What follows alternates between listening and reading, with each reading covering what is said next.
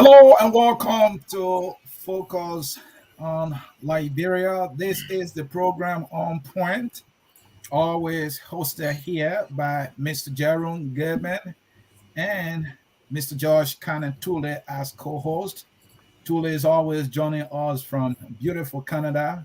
Mr. Jerome Gayman is joining us from the Sunshine State. I hope I got it right there of Florida. Well, the water state now. Yeah, Michael Padmore and Anthony C. joining you from the state of Minnesota. Of course, this is Focus on Liberia, where we educate, we elevate, and promote all things Liberia. If you are just joining us, do us that usual favor or hitting that share button quickly.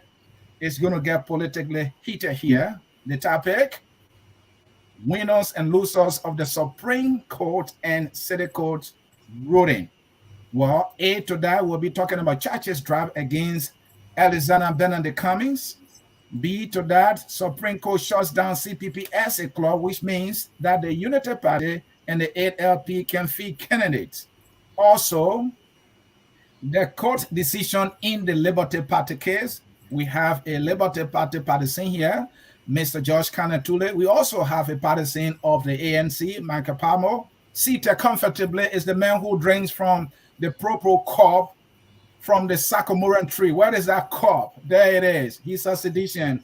He and myself don't agree. And I'm the guy who has no side. The discussion is going to get juicy. Gentlemen, welcome. Let's start with you, Mr. Gayman. How you doing? How is Florida? Your place got flooded the other day. Talking about flood. I guess people in Monrovia now knows that we get flood everywhere. Yes, we have the same season like the United States. We are on the like Liberia. We are on the same belt, tropical belt. So our rainy season starts here in April and it goes all the way to November 30th. So far, so good. We are doing very well. Thank you very much. To my co-host in the great city of, are you in Ontario, sir? Where you at? Yeah, I am in Ontario. I'm in St. Catharines. Go ahead, sir. How you doing? How's the family? Yeah, well, the family is good. We are doing excellent here. It's nice being here again. Like I was saying, it's very tasking being on the show on Sundays in Canada because we got just 3.5 months of good sunshine and warm weather. So everybody likes to take advantage, go out, see places, just get outside because 8 months coming, we'll be inside. Thank you very much. Thank you very much. Mr. Padmore, Yes, sir. how you doing down there, sir? I'm doing well. It's beautiful in Minnesota right now. It's an amazing time. This time in Minnesota is very special for me because it always reminds me of home. This is when it had the Liberian weather, it's just a wonderful time. So I'm glad to be here. Mr. C, today the gloves are all, like I said, sometimes I feel like I have no dog in this fight because this fight is going to be a Royal Rumble and we brought you in here to kind of be the peacemaker because I'm glad we got somebody from Canada and someone from Minnesota. They are so far apart. As a sedition, sometimes I'm a referee, sometimes I'm not, but I like what's happening here. And you are here. This is going to be the Wild Wild West, the WWE of the Liberian politics, where people castigated our judicial system as not worthy. They had to go outside the country. We have other folks from the other side. They are threatening war that if they did not have their candidate in the race, they would pick up cutlasses, they would pick up a gun, and they would go back to the local defense force. So we are here, sir. You have here. Please take it over from us because it is going to be a bad knuckle fight today. All right, gentlemen, let's get to it. Let us get to this quickly. Let's start with this one. This whole cases.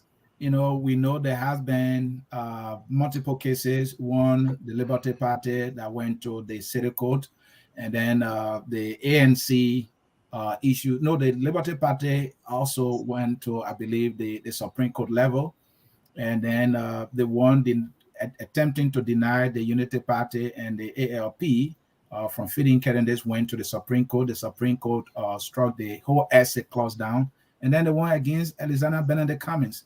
So these have been cases within the ranks and file of the opposition community. So my first question, before we get to the fight, have the CPP court cases done serious political damage to the opposition candidates' momentum and electability?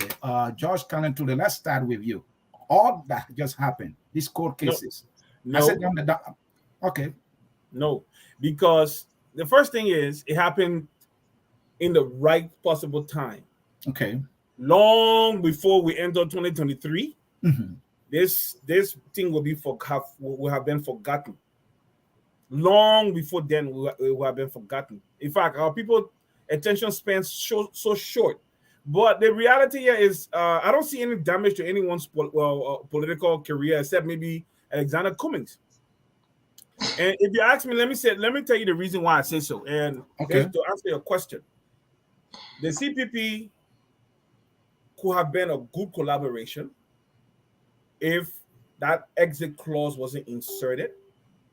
Not only the exit clause, but what I always complain here about Mr. Gayman can bear me witness, that the collaborating parties even allowed this to be inserted, that members to go into the into opposition parties to canvass for votes. That was a recipe for disaster. It shouldn't have been done.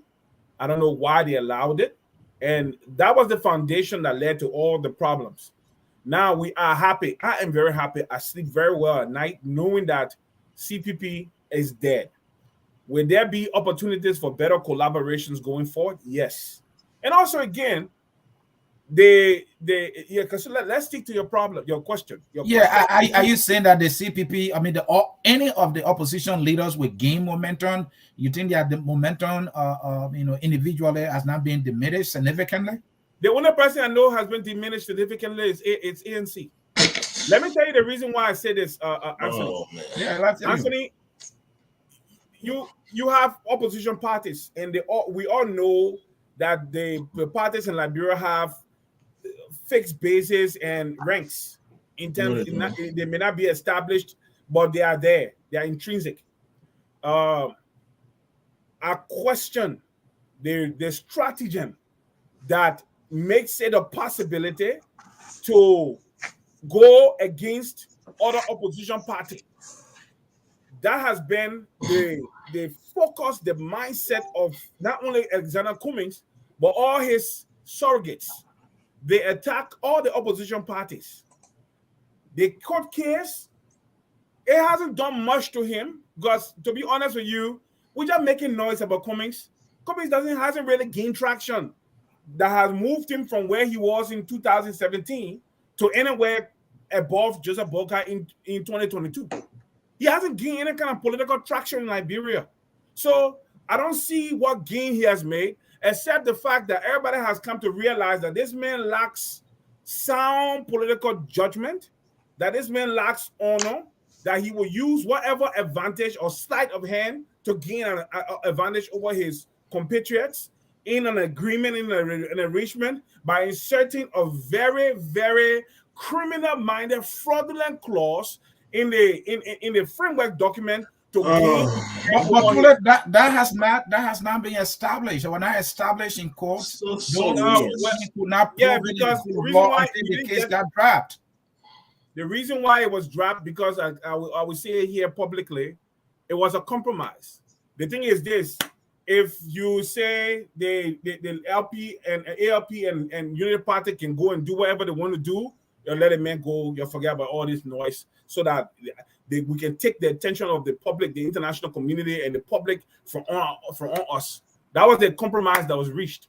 Thank you. Based on sources that I have spoken with.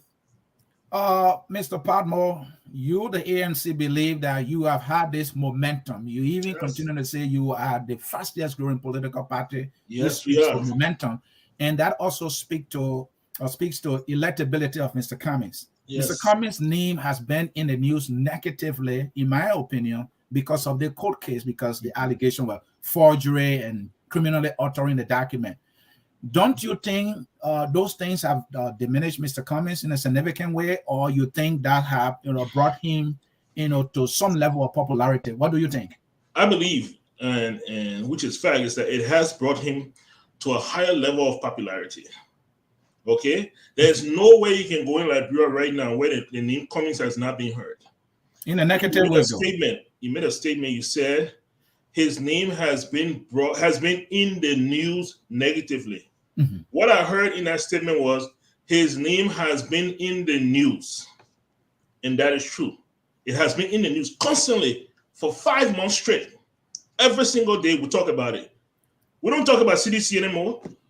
We barely talk about Liberty Party. We talk about ANC. We talk about Mr. Cummings.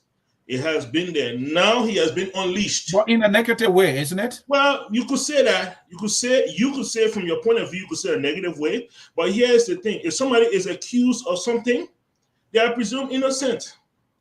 Okay? Until proven guilty. He was never proven guilty. Mm-hmm. All right? All he was seen as, he was being persecuted by this government, by the George Weah government, politically. So just imagine if Mr. Cummings did not have the resources to bail himself out, right? He would have been in jail for 5 months, a political prisoner, for 5 months. What do you mean that he didn't have the resources to bail? Did he bail himself out? Yes. Tell me, did he pay somebody some money for the case to be tried? Is that why you mean? No. Yeah, explain yourself, please. What I'm trying to say is that when this case first started, an arrest warrant was issued for Mr. Cummings. Right. He had to go and make bail. I don't know if you remember that. He had to go to the court and make bail. And that's how he was able to go home and come back to the court every day. If he didn't have the resources to do that, he would have been sitting in jail. While this case was going on, he would have been in jail. He would have been a political prisoner for 5 months. Political prisoner for who? What do you mean? He's a politician in jail. He's a political prisoner. But the government was not the one that sent him to court. It was the government. It was the government, sir. The government handles all criminal cases. It was the government that did it. So what I'm saying to you is that right now, it doesn't matter where you go in Liberia. When you hear the Cummings name, you know exactly who he is. And he's no stranger to anybody anymore. The question here now is, how do we use that to our political advantage? And that's what you will see roll out between now and December. Well, we will get to that. I will demand that from you. Yes. Now, seated here, smiling as though he has entered political heaven, is the CDC guy who, politically speaking, took some interest in this code. It was like an opportunity brought before his feet, and he was using it. It's like he smelled some fire coming, and he dropped the case anyway. Talk to me. You don't want to deny that President Weah and the CDC were benefiting from the case. Let hear you. Well, like I said, I had no fish to fry in this fight. We are talking about two criminal parties in the ANC and the Liberty Party. You got two criminals fighting for no. What make them to be criminals? I'm not going to allow you to throw words out there. Hold on. They are fighting. How are they criminals? Oh God! Well, they're suing each other. This man went and sued this guy. When you sue somebody, that means the person is a criminal and you are a criminal? Listen, they are fighting over a loot. This is a loot. They stole something or they try to steal something that don't belong to them, and they began to fight over it. Not only that, back home they used to say, steal from steal, make God laugh. ANC is trying to steal something from Liberty Party. Liberty Party said, no, you are not going to steal it. So I'm going to steal it back from you. What is it? Are they trying to steal that you're talking about? They're trying to steal power that they don't even have. They're trying to steal power that let's go back to the original question of whether they are damaged goods. Yes, you have two badly damaged folks that have lost trust. Nobody can trust the Unity Party to go into collaboration with them because they are not trustworthy. You cannot trust the ANC because they like to finger stuff. So here we are. You got these two losers. And what I like about this case was, at the end of the case, the caveat from the Liberty Party said, we got more lawsuits coming.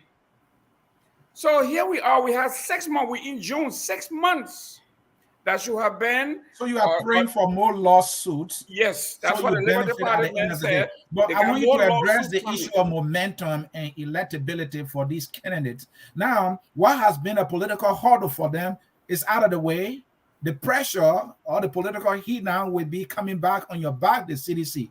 And you think this is not going to be a necessarily narrative so. that you're going to use? Not necessarily so, because the most heat we have ever faced was when these people were united. They were trustworthy. They trusted each other. They put their lives on the line for each other. Now that cohesiveness, that trust that they had, have You gone destroy away. it. They don't have any trust. They can't collaborate with anybody. Nobody knows who they are anymore. They are wounded lions or wounded tiger in the wilderness. We will devour them. We will chew them all like gum. These people, they are now divided. You know, like I always said. Are you admitting that it has been the CDC strategy in helping to destroy these political parties and leaders? Listen, when a man tells you that you and he in a fight, but he says, to prove that I'm stronger than you, let me take the brick and bust it on my head to prove to you that I'm strong.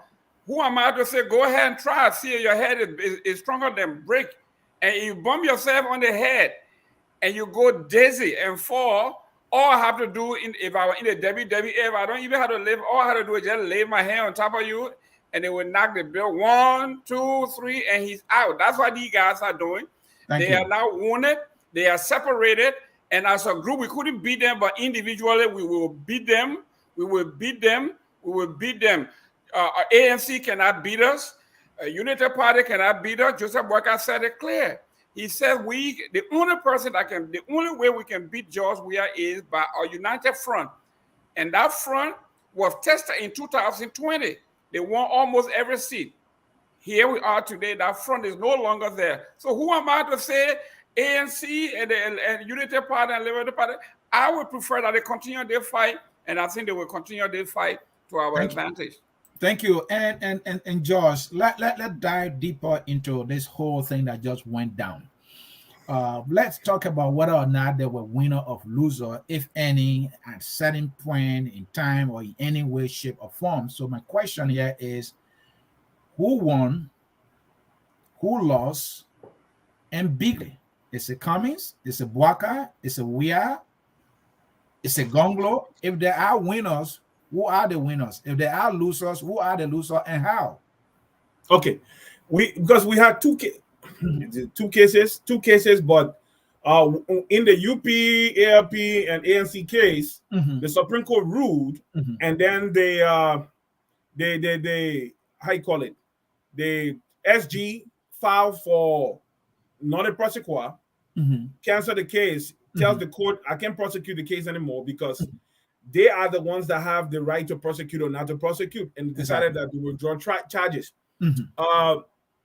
What that came to our mind was that if it was a civil case, then the government would not be involved in it. Exactly. And it would be against the two lawyers. The two parties will present their lawyers to court, and they'll be going back and forth. The judge will rule on the case. But since it's a criminal case, the government is the prosecuting arm, the government does the prosecution, so the government has the right to withdraw the case. Now let's go back to your question. Who is the winner out of this? If you ask me, there are no clear winners out from that case. Where we have winners is with the Liberty Party case. That one is clear. Yeah, we'll get to that. But let's talk about this case here involving the CDC has some hands in there, politically speaking. No, the CDC didn't have any hand in it. The thing is this, like Jerome said, if we brought our case to the government and the government has the prosecutorial responsibility in the judiciary, the government did not go looking for the case. The government did not bring a case against ANC. The UP and the ALP brought the case against the ANC. Why? Because it was found out that this clause was inserted in the document. And I just had a conversation with the person who discovered the fraud. He was one of those that went around taking the document for it to be signed. When the original document was completed, took it around for it to be signed. And it was submitted to NEC. And then it was retrieved. So when it was retrieved, a copy of what was retrieved and altered found a way into his hands through Tulay, who is wrong, who was right in altering, that is out of the picture now. I want to know, looking at this thing politically, you understand? Did the CDC have anything to win or benefit here? No. The ANC or lose? I mean, let me come to the CDC angle because I think is packed. The CDC angle, for instance, let me say this to you. Whatever we are doing in the opposition, right? If the CDC was leading Liberia, if the CDC was delivering improvement in the material well-being services and policies that improve the material well-being of the people, if the CDC-led government was active in governance, in ensuring that there is security, ensuring that there is water, there is provision of water, there's provision of safe drinking water, not only in Monrovia, but across the country, provision of good health care, everything, education. If the CDC government, we're not saying have all the money, but just being active in making sure that these services reach the intended targets. Let me say something to you today. In the opposition, we'll be fighting an uphill task. But no matter what kind of confusion we have had amongst ourselves, the CDC have made no gain in terms of its governance. Okay, it has done nothing to set itself apart as a unique system of governance that the people can rely on for the next 6 years after 2023. So this case does not benefit the CDC. It doesn't benefit them in any way, shape, or form. What's about Walker? Did he benefit in any way from this case, or did he win? Yeah. Who? Mr. Walker, did he benefit anything from this case at all?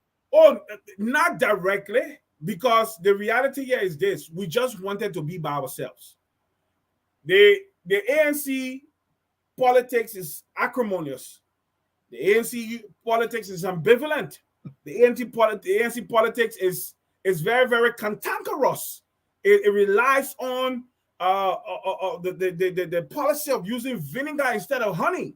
It's all about confrontation and stress. Why you are calling vinegar, antagonism, and all these terms you're using? And there was a competition in politics. People fight using ideas, using tactics, using strategies, and that is this all was all about. So, but that's what I'm saying too. Your strategy. Nobody's saying you shouldn't use your strategy. But then the strategies you are using, they are so toxic for what is a political fight. Look, ANC approach to politics as you narrow it down. Thank you. Their politics is toxic, very strenuous. It strains relationships. It breaks alliances. So who is preaching or participating with clean hands? I mean, in a clean way as you want it to be.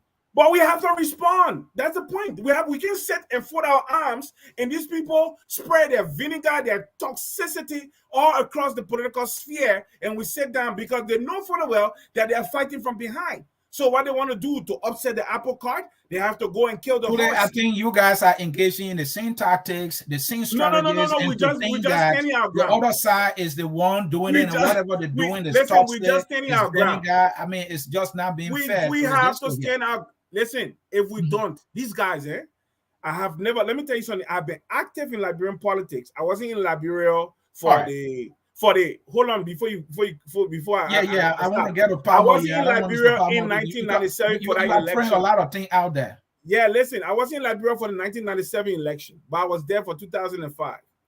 I was there for 2011. I wasn't there for 2017, but I was engaged on social media, on the media, whatever.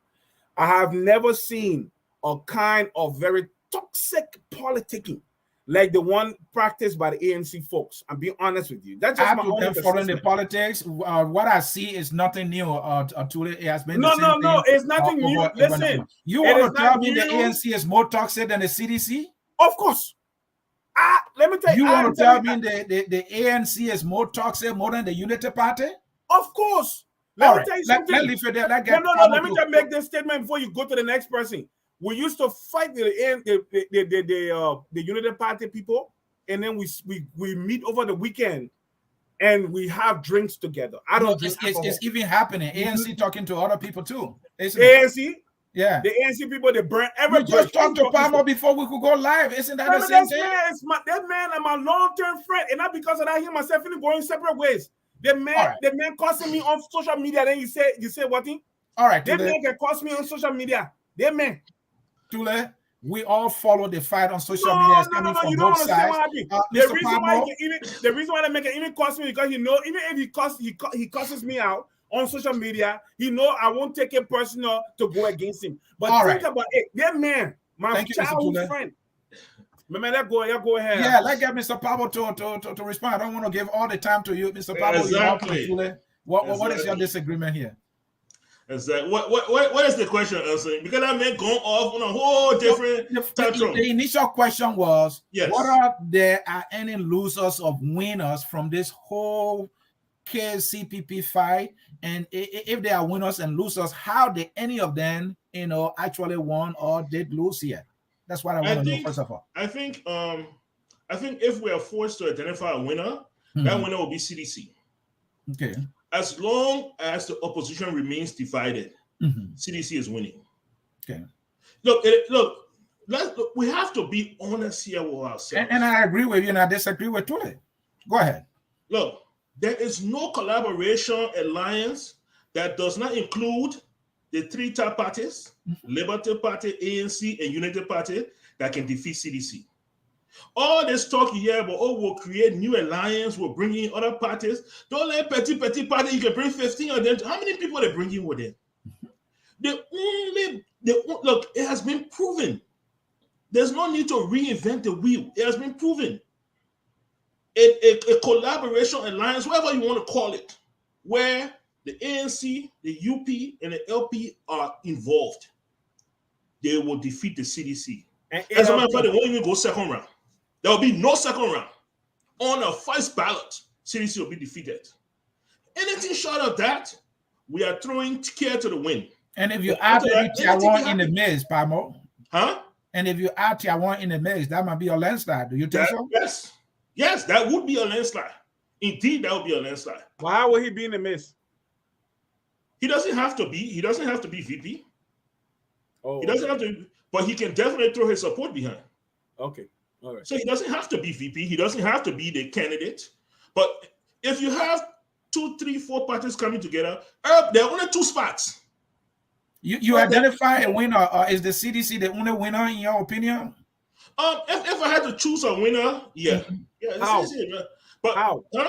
Because as long as he just explained that. Yes, as long as the opposition is divided, CDC is winning. We're not talking about today. What are we talking about? We're talking about opposition. Right.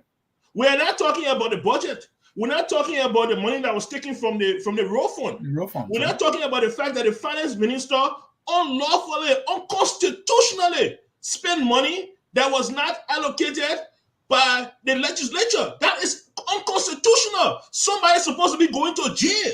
But are we talking about that? No. We're talking Mr. Padmore, you have identified a winner. Yeah. So that begs the question whether there are any losers. Who are the losers, and why you think there are losers or there is any loser? If I'm forced to choose, I will say that the losers are the opposition right now. In a whole nutshell. Is anybody damaged from what just took place? No, nobody's damaged. Nobody is damaged. There's still if the elections were this October, yes, then we could actually analyze and be looking at damages, because how much time do you have to recover? How many times do you have to build alliances? How many times do you have to even talk? Okay, but the fact that the elections are next October, man, look, this is just the top of you see Tulay crying right now. This is just the top of the iceberg. There are many more things to come, many more collaborations and fall aparts and secrets will be revealed. This is and so Mr. Padmore, hold on, Tulay. And Mr. Padmore, I agree with you that if there's any winner, that is the CDC. Yeah. But this is my question to follow up with that. Is this win that you're talking about, or is it this benefit that the CDC has accrued out of this thing, given that the cases are over now, Yeah. and the parties and all the political leaders are all free to contest, Yeah. will you consider the benefit of CDC as just a mere short term, Very and that short will term. not help them in the long run? Extremely short term. Because right now, those cases are over with. All that is done and behind us. CDC now is back on the spotlight. Now everybody now is going to turn their attention to CDC, and that's where the focus is going to be. But then And do you think what is done individually is going to dislodge the CDC? It must be done collaboratively, isn't it? Yes, it was. I mean, of course, it would be more forceful if it was done united, but it still damages the CDC when it's done individually. It still damages them. Thank you. I mean, I like your answers today. We have disagreement there, but that is the beauty of the discussion. Let me come to the man from the Sycamorian tree here. He's just relaxing, and he's just looking at the fight. But I have to ask this. These guys now, what have those things that have been political hurdles for them, those things are out of the way. The likelihood that they come together, which was the silver bullet has been tested and proven, should it come, you know you are doomed politically. What strategy do you have to prevent them from coming together again? You are muted. It's like you don't have a strategy. In politics, we say we do not have permanent friends. We got permanent interests. Okay. Our interest here is to make sure that these people, there's something that held them together. That glue was trust and honesty. They had lost that trust. Joseph Boyka cannot go to Alexander Cummings and say, let's go into a partnership. Trust me, I'm going to hold my end. Mr. Cummings cannot go to Mr. Boyka and say, trust me, I'm going to hold my end. That particular glue that held them together is no longer there. That means they will never hold. Never. Because if Boyka went to Cummings and say, let's partner, the question is, what in it for me? And if Boyka say, well, when I win, I'm going to give you Ministry of Finance, I'm going to give you Ministry of Agriculture, I'm going to give you all of these things. The next question is, can I trust this man? He and I have something in writing, and he reneged on it. And in fact, not only did he renege on it, but he threatened that if it was enforced, there would be war in this country. Can I trust this guy? So that trust is no longer there. And Major Boyka knows this because that's his title. He was Major. You are just telling a story. You are just explaining what happened. That's correct. In politics, your weapon is a narrative to the voters. How does the CDC use this particular fiasco from the CPP as a winning narrative? And do you think will it be a good strategy in any way just to say, oh, they are bad? Would that be enough? Oh, but we already said it. They have framed it, and we just ran with it. If these folks, if former Vice President Joseph Boyka could not run an organization with 4 heads, how can he run a nation? If Mr. Cummings, who said he ran the world's largest corporation, one of the world's largest corporation, Coca-Cola, could not hold 2 people cohesively together, he had to run across the pond to bring somebody to validate him. What makes him qualify? So, I mean, we don't even have to do anything called opposition research. Look at what you just said. You don't have to do the weapon. I mean, you're just saying you don't have to do anything. So nothing. Even if the people are hungry, if salaries are not paid, if the killings, the deaths continue, and you think just by saying Boyka is bad, Cummings is bad, they couldn't work together, is that enough for the people to say you are the giant? Yeah. Well, like our folks said, if the Christmas is going to be good, you know it on the eve. This is the eve we are on here. And what we are seeing, these people that call themselves alternative to the regime, all we have to tell the Liberian people, besides the roads that we are building, besides the free education, behind the healthcare we are building, behind all of the great things we are doing, we will tell these folks, look at the folks that are coming here. A gentleman that been in government for 55 years have done absolutely nothing. In fact, 2 days ago, we had this man called Nyankwe Zeze, who is now the chair of the LPP. LPP. Yeah, Nyankwe Zeze was on air where he said, Boyka is my uncle. And when I go to his house, it is traditionally mandated that he feeds me no matter what I say. He said, but I can say here today that Joseph Boyka is basically a dead man walking. He is tired. I don't see him fighting. He said, actually, you want to know the truth? The truth here is he was Boyka. called a dead man walking, and he netted over 400,000 votes. So That's what he said. Collaboration together. He said, Joseph, but he said it, but listen to what be going to the executive mansion. But listen to what he said. He said, what you see there is not Joseph Boyka. He said, I'm telling you because I know my uncle. Who is talking over there is actually Banana Ure. He said, Ure wants to run this country using Joseph Boyka. He said, Joseph Boyka or Banana Ure is a ventriloquist. He is the one. He said, you want to see Boyka running. I think those who know Boyka know Boyka. But it is actually Banana Ure who is actually pulling the string. I'm not saying it. This is what his nephew said. Mr. Gayman, he's not his nephew. He has a relationship with him. The 400,000 Liberians that voted for Boyka, they didn't see Ure. I don't think they're seeing Ure now. They only see Ure as a supporter. I don't think Joseph Boyka has ever been controlled by Ure, isn't it? Well, listen. You see, you guys in the media and the supporters of the Unity Party think that the 400,000 vote that he got was something that is now in a locked box. That nothing have changed. Between 2017 and 2000, we're talking about 5 years, the new voter registration, the new voters, people have died, people have cross-carpeted. We know all of this. So Joseph Boyka does not have anything. The same can be said about your candidate. Those voters are not sleeping there, right? Agreed. We agree that anybody who thinks that the number they had the last time is still there waiting for them is out here for a rude awakening. Anybody so throwing the 400,000 is a myth. Joseph Boyka can forget. He can forget it. He has no 400,000, and we know this for the fact. That's just the record. Thank you. And Tulay, you will come in, but let me throw this question there.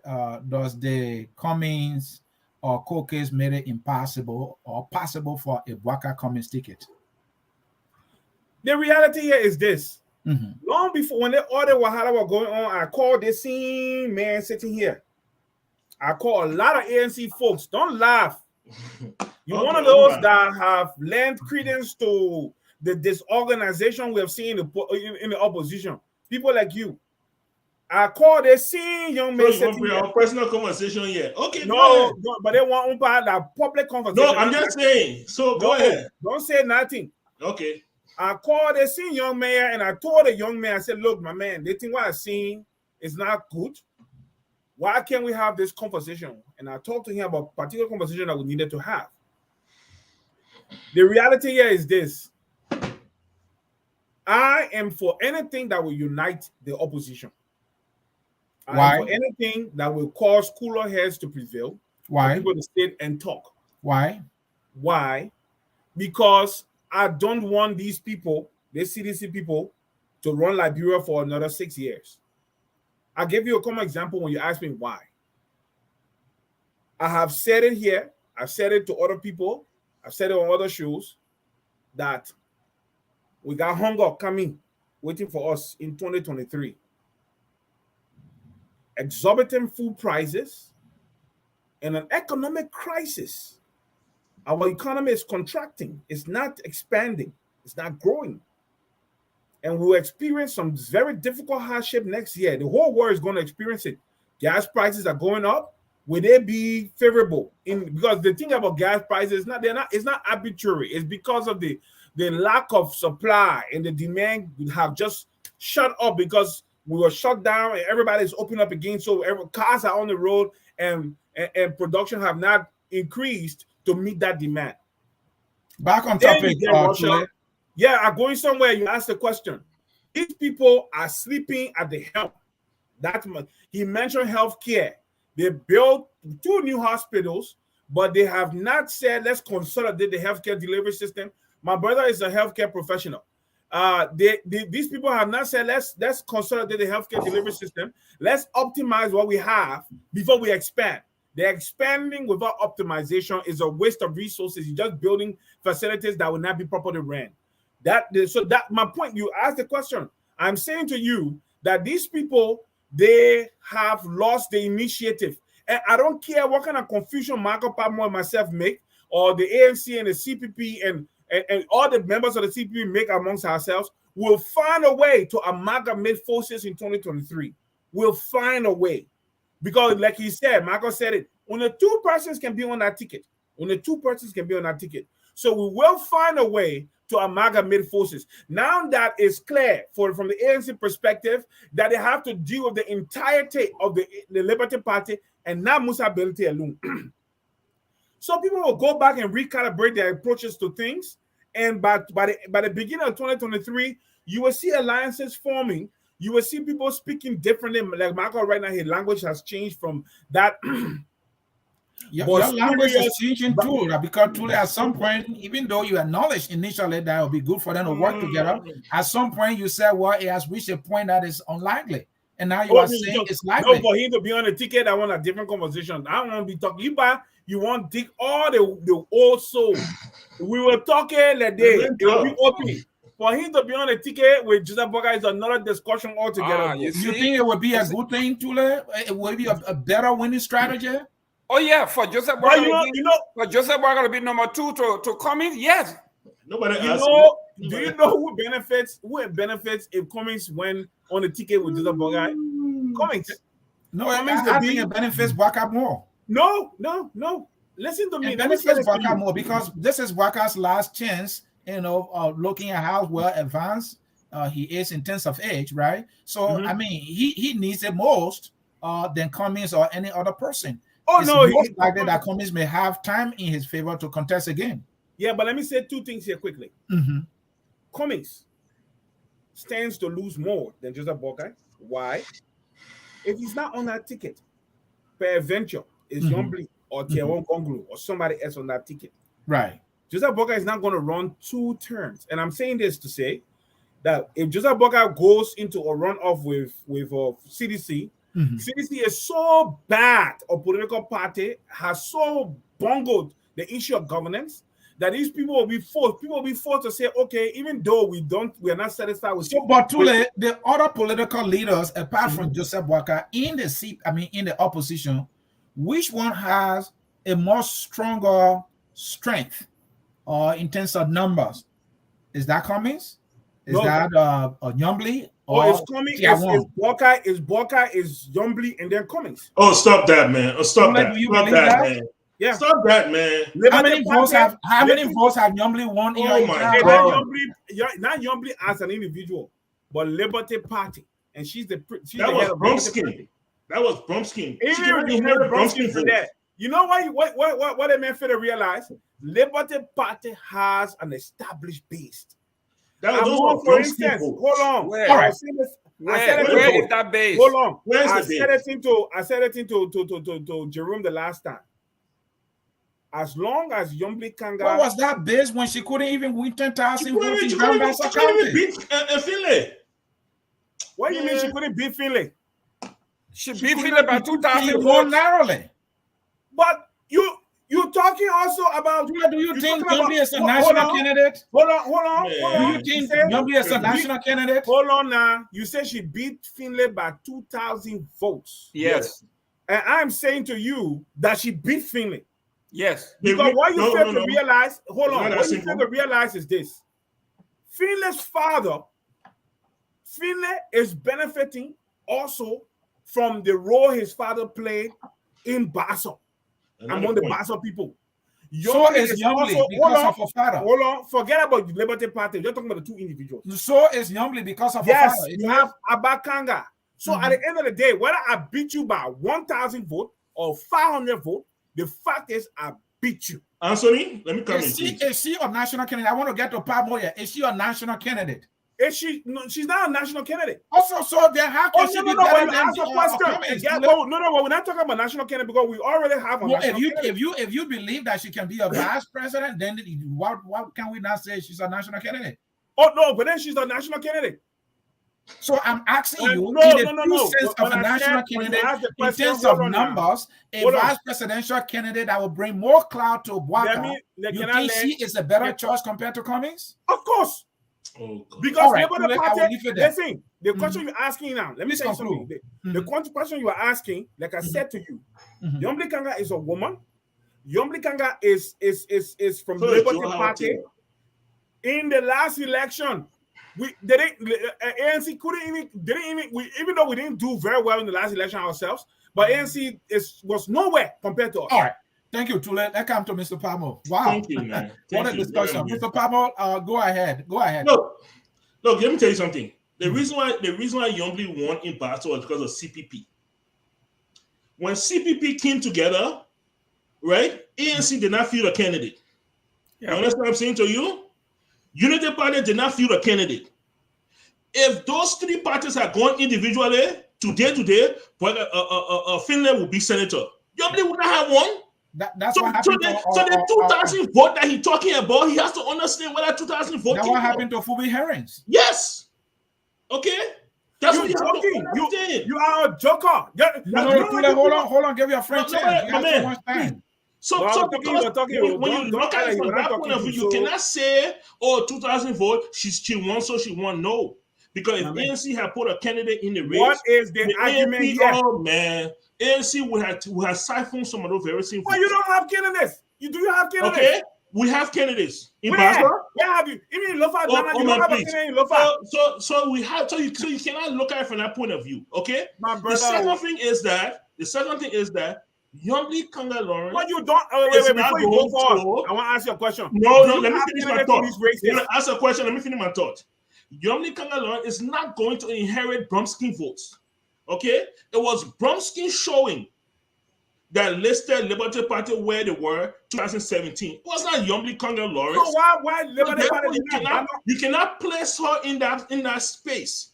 Before it took Bromsky many years to bring himself up to that point. Yeah, okay. Can I ask you a question? And Yombly will not inherit that. What's your question? What's your question? Is this: why didn't Liberty Party, all of you are here, why didn't Liberty Party, the partisans, abandon Yombly and go and show massive support for Musa Belete in the fracas that was in Liberty Party? And Musa Belete had more money than Yombly.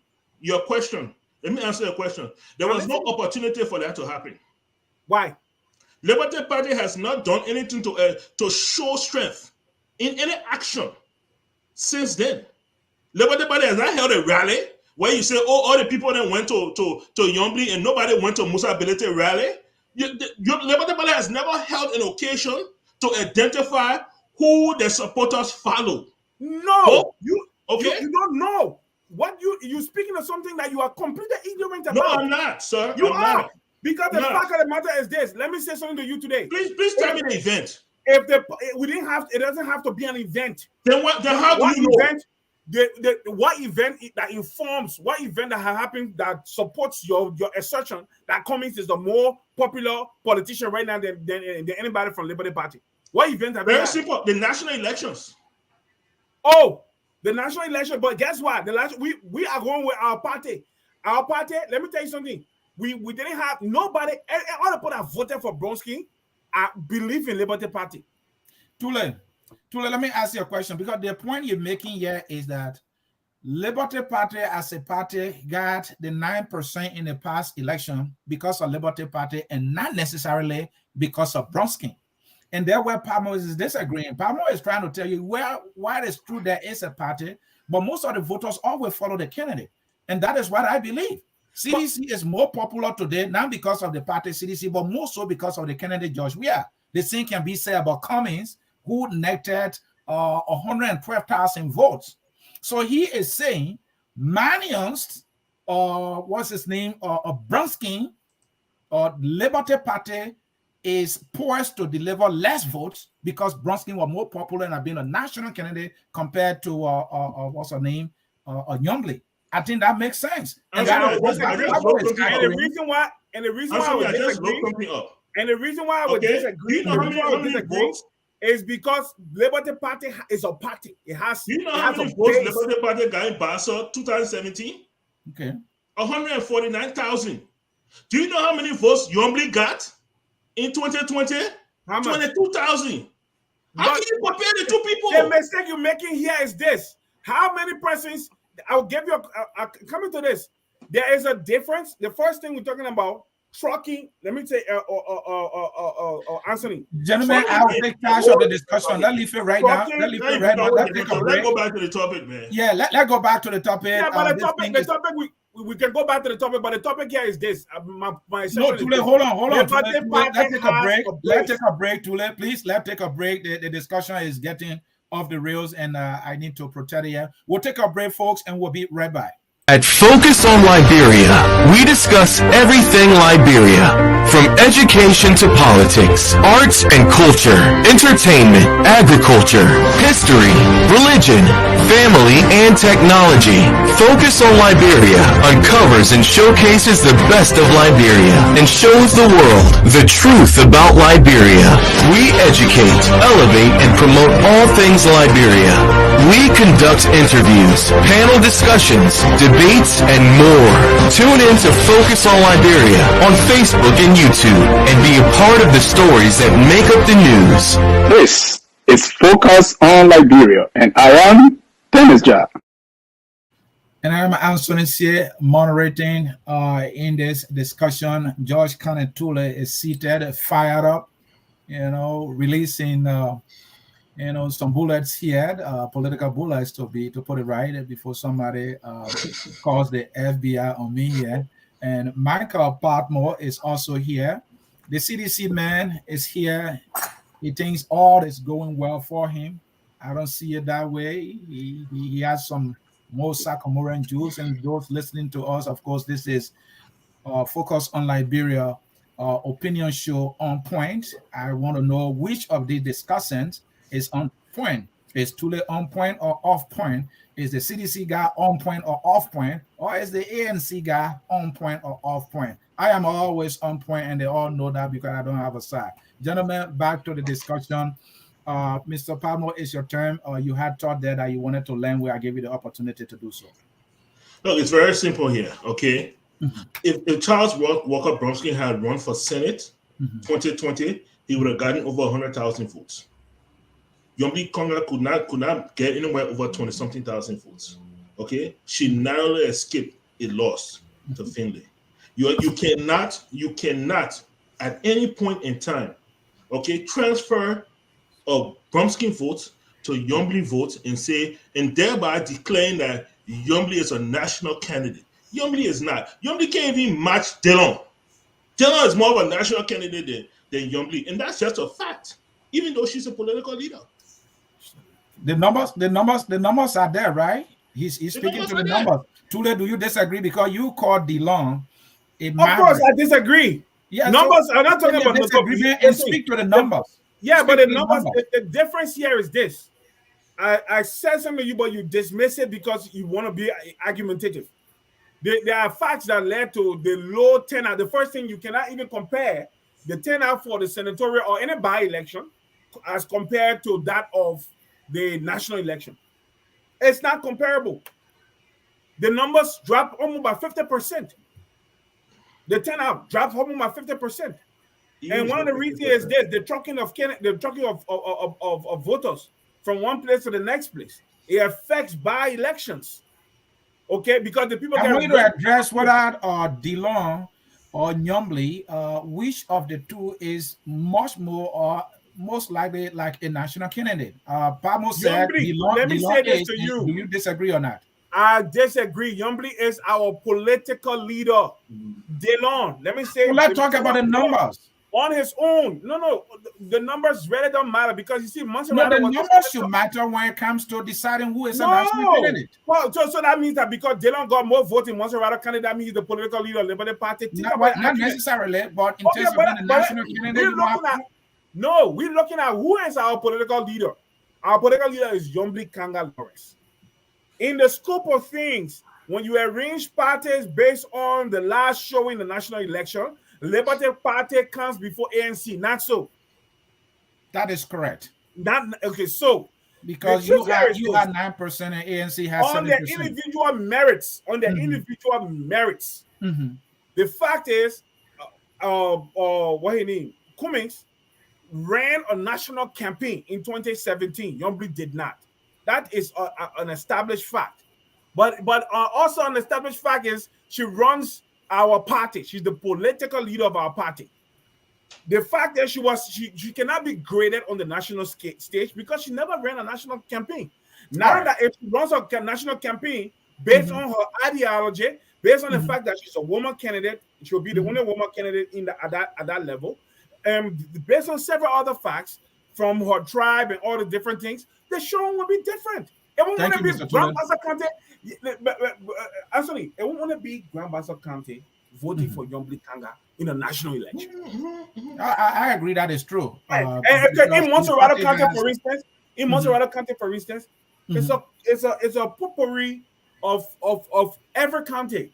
But we are looking at the less numbers she got in a votes recounted like Grand Bassa County, and you compare that with how many persons voted in that election?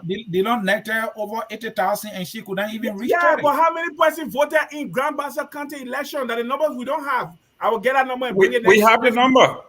How many persons voted in the election? Well, let's look at. You say you had a number. Listen. She got 22,000 votes. Philly have 20,000 and few votes. And then what the boy named Willie, Vincent Willie got 8,000 votes. That is the vote that put that is about 50,000 if my math is correct. That's correct. That's the vote that put Yombli Kanga over the top, because from what we understand, people who did not like Honorable Philly for whatever reason clandestinely put another person in the race that had no reason being there. Just call my gate name. Say my gate did that. You don't want to call your friend name. Listen, I don't have proof. I don't have proof to that, but I know they put a young man in the race. That, and you don't want to say it in the lock area where Philly is very, very strong, and he suffered 8,000 votes from the Philly stronghold. That put Yombli Kanga over the top. When you remove Willie from the race, we can strongly say 6 of that 8,000 will have gone to Philly, and Philly will have defeated Yombli Kanga. Thank you, Mr. Gayman. In this other question, I'm going to start with you here, and which is, Mr. Gayman, does the CDC have anything else against Walker and Cummings besides the whole CPP fiasco? Is there anything else you have against these two men and any other opposition leader that you can use as a weapon to get yourself re-elected? Anything else besides the CPP fiasco? To be very frank with you, the only candidate that we see that will hold a candle to President Weah is Cummings. We are not even looking at Joseph Boakai for any reason. Joseph Boakai stands no chance. In fact, we will do all we can to get Cummings out of the race because we want to beat the old man. First of all, Joseph Boakai has no resources. He doesn't have the energy. He doesn't have a national strategy. He's very tribalistic, according to his own man, Costa. He feels entitled. That because the Liberian people did not vote for him the last time, he can only sit where he's at, and they will vote for him in retrospect, which is totally wrong. So with his age, and he made it clear on 50-50, he said, "Aha, a pacemaker plays in." Oh, Mr. Gayman, don't go. Come on, man, Mr. Gayman, don't go to that. All you do is sound like a broken. You have to take health into consideration. There is a reason why we ask you to bring your health record when you're running for office. The man said he has a pacemaker, and the doctor told him the pacemaker will last for 11 years. 6 of that 11 years, Joseph Boakai is actually a dead man walking according to Costa. You heard that so many times. The man is not healthy, so we don't even worry about him. What we worry about is a man who is strong, has ambition, he has some leadership skills, and I think he will give us our run for our money, even though we're defeated. It's coming. Other than coming, we are not even looking at Joseph Boakai. Let me start with Padmore on this one. Mr. Padmore, same question. Besides the CP fiasco, Cummings going to court, is there anything that you know of that the CDC can use politically against Cummings to gain an advantage, and also Walker or any other person in the opposition? So first, let me talk about Cummings and the ANC. Okay. No, they don't have anything. They don't have anything. The one narrative they had, which was, oh, he is a new man on the block, that one is out the window now. Because he's no longer the new man on the block. They don't have anything against Cummings. Nothing at all. So it's gonna be an all out, and the only thing that'll be on the table is CDC record. Their record on healthcare, their record on education, their record on embezzlement. That's what's gonna be on the table. Okay? Now, unfortunately, when you come to the Unity Party, not necessarily boycott, but you want monkey, you gotta let it tea. And so with boycott comes the Unity Party. And the Unity Party has a record. So it's not only going to be the CDC record that is going to be on play, it's also going to be the Unity Party record. So you will have to measure those two things. So when you talk about how bad the CDC is doing education, remember now, Madam Sally said education was a mess. But Mr. Padmore, you said there's nothing against. Hold on, Mr. Padmore. You said there will be nothing against Cummings and the ANC. Yes. Don't you think the CDC is going to say, well, this man finger document, he auto document? Speculation, mere speculation. Nobody can show the document his finger. Come on now. There was not a judgment in the case. There was not a judgment in the case. There was no judgment. So Mr. Cummings can claim that he's exonerated, isn't it? Oh no. Let me tell you something. Everybody is innocent until proven guilty. Okay. Yes. So once you are proven guilty, they had a case against him. Was the case brought to a logical conclusion, or because if the government said dismissed the case, that doesn't mean that you were exonerated. That doesn't mean you were able to prove beyond reasonable doubt your innocence. That's not reasonable doubt. Wouldn't have to prove reasonable doubt. It has to be the accuser, right? Exactly. Not the defendant. But in a situation, remember the one who's been accused, can say, I don't want you to drop this case, except you vacate, except you are saying in the court now. Well, Tulay, I wish you were talking about, the accuser proving the case beyond reasonable doubt instead of taking the other right. Like you don't have the answer. Oh, no. But the thing is this. The reality is the accused can say, hey, you either fully exonerate me and vacate the charges against me, meaning it's stricken from the record, or we see the case to the logical conclusion because he doesn't have the power. Mr. Tulay, a point. The SG said we are dropping the charges. I think I heard without prejudice to the state. That means the state can always come back and recharge Mr. Cummings, which is wrong. We're not saying whether it's right or wrong, but they dropped the charge with a caveat that we can always come back and grab this man if we find more evidence, if we find more behind the scene that we have now. We are not totally dropping the case. We are dropping it for now, but we can always come back and get him. So that legal definition is hanging over his head. We are going to dig. If we find more criminality, it is wrong. And now, what they are saying is what Michael Padmore has been talking about. You're trying to be political in a case. You're trying to. It is wrong. It is just wrong. If the Supreme Court, that's why Michael Padmore was making noise. I told him and say, don't talk, because he doesn't understand how things work here. This thing, things work. His assertion was right in the sense that now CDC is playing politics with a case that ALP brought against or Cummings. You're playing politics with it because the conversations that were held, the deliberations that were held before the Supreme Court justice, because nobody will fool anybody here that James Eto, what do call it, just got, is that, I think that's her name, right? Whatever, yeah. What she just got up and just made a ruling in the court. There were a lot of background dealings and discussions that went on before that case came to that point. That case shouldn't be a case. If you're saying the man is gone, let the man go. Don't tell nobody here that we hold the thing over your hair so that tomorrow when Cummings doesn't do what they want to do, they'll do the same thing with Brandon Samuka and they'll reopen the case in court again. That's just what they're going to do. Trust me. Tomorrow tomorrow they will say, oh, we found reason to bring the case back against you. I'm telling you, that's what they're trying to do. So that when they do it, and let me say this is wrong, it's criminal. That a word for it. This is criminal. This is not what Liberia. You shouldn't weaponize the judiciary and politically. It's wrong. It is the choice of the prosecutor to drop a case, but that doesn't make it right, or drop the case with prejudice or without prejudice. Is within the purview of the prosecutor. So what are you talking about? Nobody weaponizing it. We're using it. The justice system is using the law. There was no personal injury, Mr. Gayman. There was no personal injury in this case. No personal injury.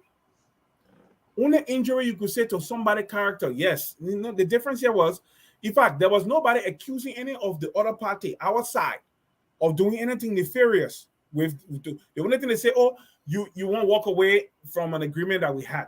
That's the only thing. So there was no personal injury here. It's not robbery or any other kind of cases. So don't say we dismiss the case with prejudice. That case should be dismissed. Everybody should go home and do whatever they want to do in the political sphere. Don't weaponize the courts. And that's what CDC is doing, and it's wrong. Mr. Padmore, I think I want to disagree with Mr. Tulay here.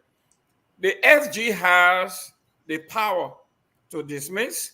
In fact, the decision that the SG made was not made based on a particular ruling by the Supreme Court. He said it. He said whatever ruling the Supreme Court made, it is binding within the borders of the country, directly or indirectly.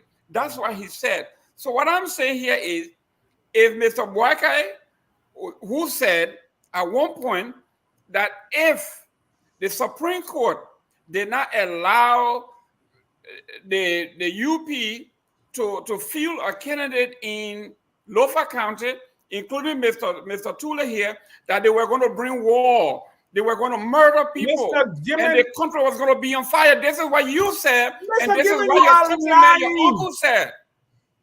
Mr. Gayman, you know, one of the things, this is my second not saying anything. Don't be a person that always presents falsehood. We are new on this show for people who can speak the truth. Don't do this. Mr. Gayman, I will say this to you again. What I said, and I said it clearly. I said no elections will be held easily in Lofa County if our candidate is not allowed to be fielded. Michael was here that very day. You see now, you see how now he now start twisting it easily. There were no easy. You were very categorical. You were absolute. Okay. And then we came to a point where we said, and then the case went to the Supreme Court, and we said, whatever the Supreme Court ruling is, we will abide by it. That's what we said on this show. We did not say anything else. We said whatever the Supreme Court ruling is, we will abide by the ruling of the Supreme Court. Joseph Boakai, at no point in time did he say he was going to go to war. At no point in time did he say he was going to go to war if his candidate was not allowed. The thing about it is that we had to rattle some sables to get people to understand that Lofa County will not be allowed to be taken for a ride 2 times in a row. First fool that fool, second fool is not fool. The same thing they did at Brandon Samuka is what they intend to do with Alexander Cummings. And let me tell you something. Despite our political disagreements, we will not stand here for it to happen to Alexander Cummings. I am saying it to you today. So I'm passing it to you. I'm passing it through you to the rest of your seditions, to Alexander McGill and Twe. Tell them that we will not sit here. They tried that nonsense to open this case against Alexander Cummings again in court in Liberia. They will hear from us. Mr. Padmore, you were here. Mr. Eastman were here when this man said, if election were not held in Lofa County, there will be war. Old man Joseph Boakai may have been reading his lips. He said he threatened the state, and we all condemned it, vehemently condemned it. Now that they have won this case or they have a reprieve, he's now coming here to tweak, modify his statement that were absolute. And this is why I've said these guys are not regular politicians. They are slanderers. Unity Party is a fraud. They have a dead man walking, and they know this, and they know they don't want Joseph Boakai to be the president. They want someone like Ure and Tulay and what the other man is, John Lobo, and all of these folks to be the ventriloquist. They want the old man mouth to be moving, but they'll be pulling the string. We know who you are, and we caught you in the act, Mr. Tulay. We told the old man, you are not yourself. And Mr. Tulay, I am telling you now, the only person we see here that we think will give us a run for our money, maybe at the lowest level, so if you coming. But Mr. Tulay, go and tell your uncle we are going to beat him.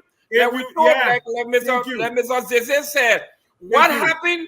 But Joseph Boakai cannot talk to the CDC about agriculture when he failed miserably, and the caterpillars and the trucks that he brought, he didn't use it. He couldn't use it. If he couldn't save us in Lofa, how can he save us in Liberia? That's not my word. That is the words of Nyakwe, a nephew of Joseph Boakai. Excuse me, sir. Just like you, he was lying. ADA Lab was now Joseph Boakai project. Okay, it was Wendell McIntosh's project, and he came, and Joseph Boakai being vice president, he went to him and tried and not try. He succeeded in getting Joseph Boakai's support for his project, because that land in Lofa County, without Joseph Boakai's involvement, he wouldn't have gotten that land in Foya to put the farm there. That land had already been prepared previously in the 70s by Agriminko. So that land, it had been debordered. All the rocks but over the years, the trees have grown back, but the rocks were taken from there in the 70s. So that land was given back to ADA Lab. Joseph Boakai did not import one thing. It was Wendell McIntosh that went to Libya and got his funding. So get your facts right, Mr. Gayman. Now let's come back. Let's come back to the thing. I know, Mr. Eastman, you're welcome. Let's come back to this issue we were talking previously. Let me say this again. You and your people, you gotta be mindful. We said it because guess what? As much as the case is within the opposition, you people have tried to weaponize the judiciary.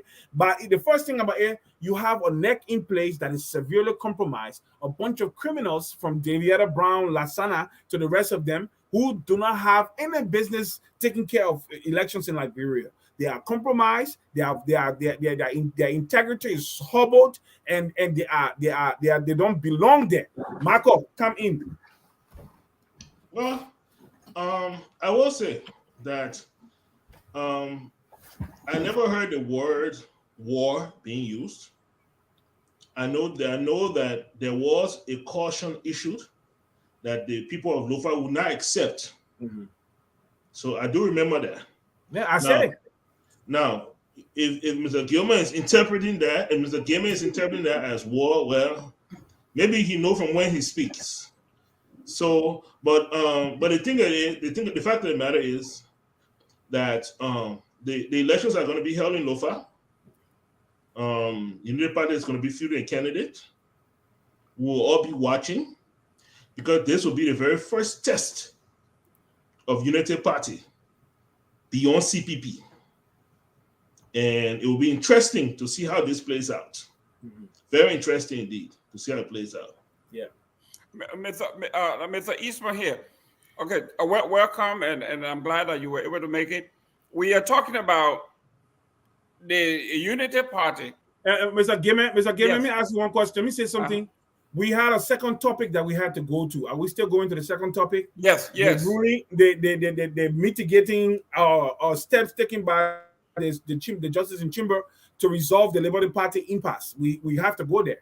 We're going to go there, even though it was not totally resolved, but we'll still discuss that. No, it was resolved. It was resolved, but your hair was something else. It was not. We coming to that. It was not resolved. We coming to that. We are going to go there. The puppet, we'll go there. We'll go there. We're coming there yet. You preoccupy and you obsessed with the puppet. I haven't seen that the man. You say the man's a political non-entity. That's what you've said in many words. But the political entity occupies the time that you sound like a broken record. I don't know how you can rationalize such things. You talk about him even when you sleep. I know they wake you up. Hey, just a bugger. You have nightmare about just a bugger.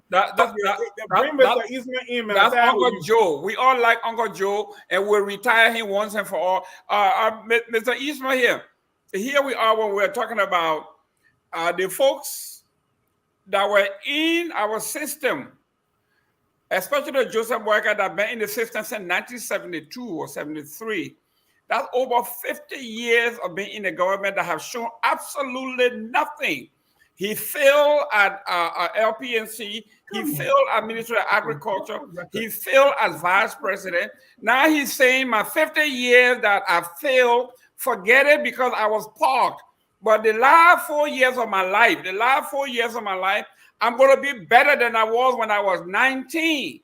So tell me here, how in the world a man who have failed for 50 years, he say he finally learned the last 20 years. But that is not, listen, no, Mr. Gayman. How can you go so much off script like this? We're talking about the CPP ruling, and you come to make this thing about Joseph Boyka? Well, let's see. Joseph Boyka is part of the CPP. So the ruling here, this man loved the ruling that CPP, now not CPP, because according to him, CPP is dead. Everybody go their own way. Joseph Boyka let's go to the Liberty Party ruling. Unity Party now has a chance to be tested every Sunday for the first time outside of Monrovia. Gentlemen, let me come in. Go ahead. Let me come in. Gentlemen, first of all, I want to really apologize to all of you and our listeners for being late. It was something beyond my control. But these topics are very, very, very hot, and I think all Liberians should be paying attention right now. Now, I think also focus on Liberia. This program on point should feel vindicated, because I remember one of our discussions, we said if they have drawn up a functional document, a constitution against the Constitution of Liberia, that document will be null and void. Mm-hmm. And apparently, this has come to pass. The Supreme Court ruling said that there are clauses in that document that could not be applied, and therefore, the document is illegal, or as far as they're concerned, non-existent. And because it becomes non-existent, so Mr. Cummings cannot be held for any document that is non-existent neither. I think it's interesting at the time it happened, because a couple of things happened just before that. One of the things happened, we saw a release from the Cummings camp that the forensic investigators he hired had absolved him of any blame. Okay, that was one coincidence that happened, and the other coincidence was that we came to a point that Unity Party, their case also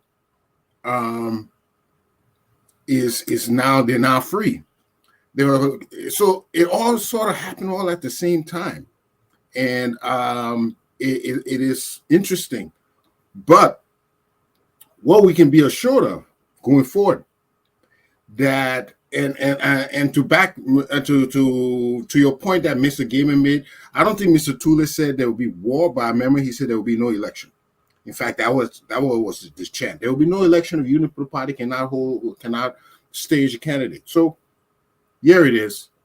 It's all, everybody can go along the way and post their candidates. It's going to be very, very interesting election. I want to see how well Unity Party does against CDC in Lofa County. I don't know if CDC actually has a candidate, but I have heard of somebody tapped by the echelon of CDC to You have somebody that is support. Yeah. Yeah. So it's going to be. I think this is a good test of the waters before the elections to find out how really strong Unity Party is still in CDC. But on a larger scale, I think there's a lot. I don't know if Cummings Camp is going to go ahead. I haven't heard them say anything since the announcement that they will still pursue the elections. I would think so, but I haven't heard that. Mr. Padmore can speak on that. Pursue what election? In They will continue to pursue. Huh? Are they going to field a candidate in Lofa? Yes. They don't have a candidate in Lofa. No, but that's not the point. You join ANC now? Remember, we know, man. They don't get candidate. You join ANC now? But anyway, but these things are, these developments are significant because it's testing the waters before the presidential elections.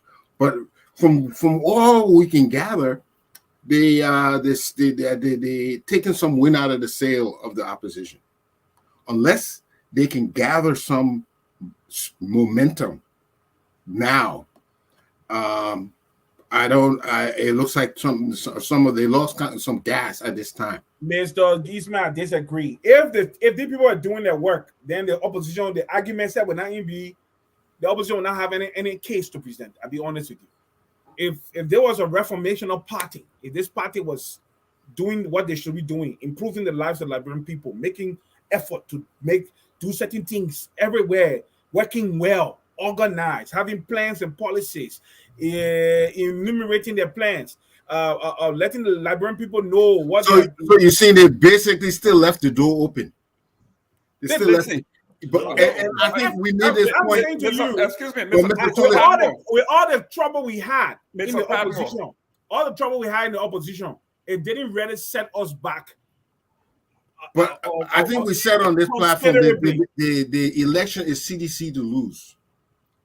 Because, like you said, they didn't compensate. They will even get it, most likely, because of how we are right now. They most likely will get more votes than every other party going to the second round. They most likely will do that. They will have more votes because they are the incumbents. But the way they are messing up, and then Mr. Eastman, I'm telling you today, because they've done nothing, they have put no policy in place to mitigate future problems that are coming, like the food crisis that will be there in 2023.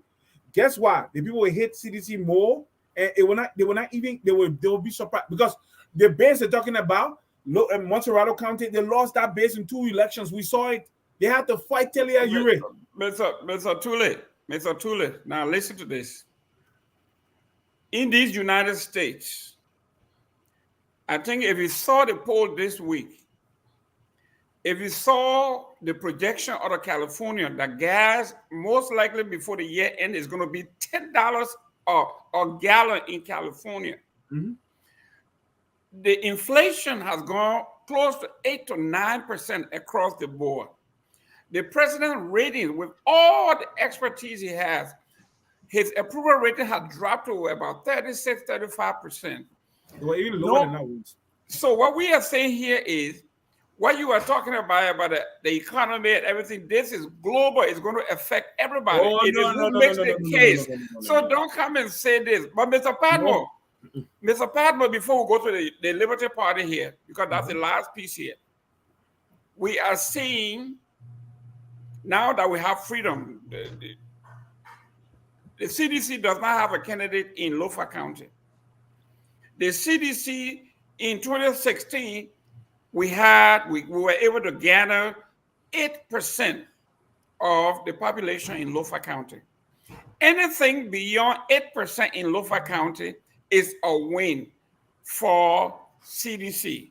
And what CDC strategy is, we may not win Lofa County, but we are going to cut into the lead so much that it will make no impact anywhere else where Joseph Boyka goes if he becomes the standard bearer. Mm-hmm. So Joseph Boyka, we got him in a straight jacket. We know what we are doing, the work we have done. Now tell me, the Joseph Boyka route, his path to victory in Lofa County, and why do you think it means more to him than anybody Joseph else? Boyka is not on the. You are misrepresenting facts here. Joseph Boyka is not on the ballot in Lofa County. Joseph Boyka is the head of the Unity Party. Joseph Boyka that is on the ballot. He is the head of the Unity Party. Yeah, when you contested in the last 5 by-elections and lost all your seats, it wasn't George Weah on the ballot. There were people on the ballot. It was CDC that lost, not George Weah losing in those elections. Mr. Tulay, Mr. Padmore, Mr. Padmore, listen to this. You see, George Tulay doesn't like to talk about facts.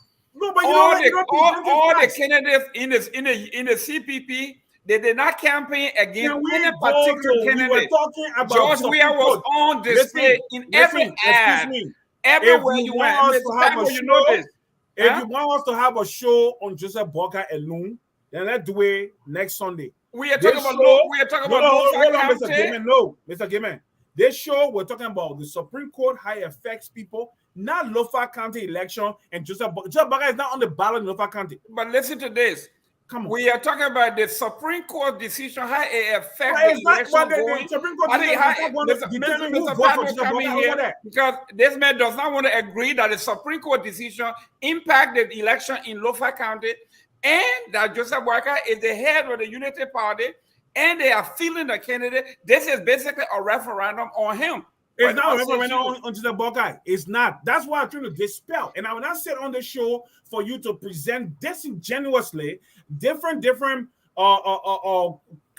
kakafune and caricature or parading or masquerading as talking points. What you're doing is wrong. It's politically infantile.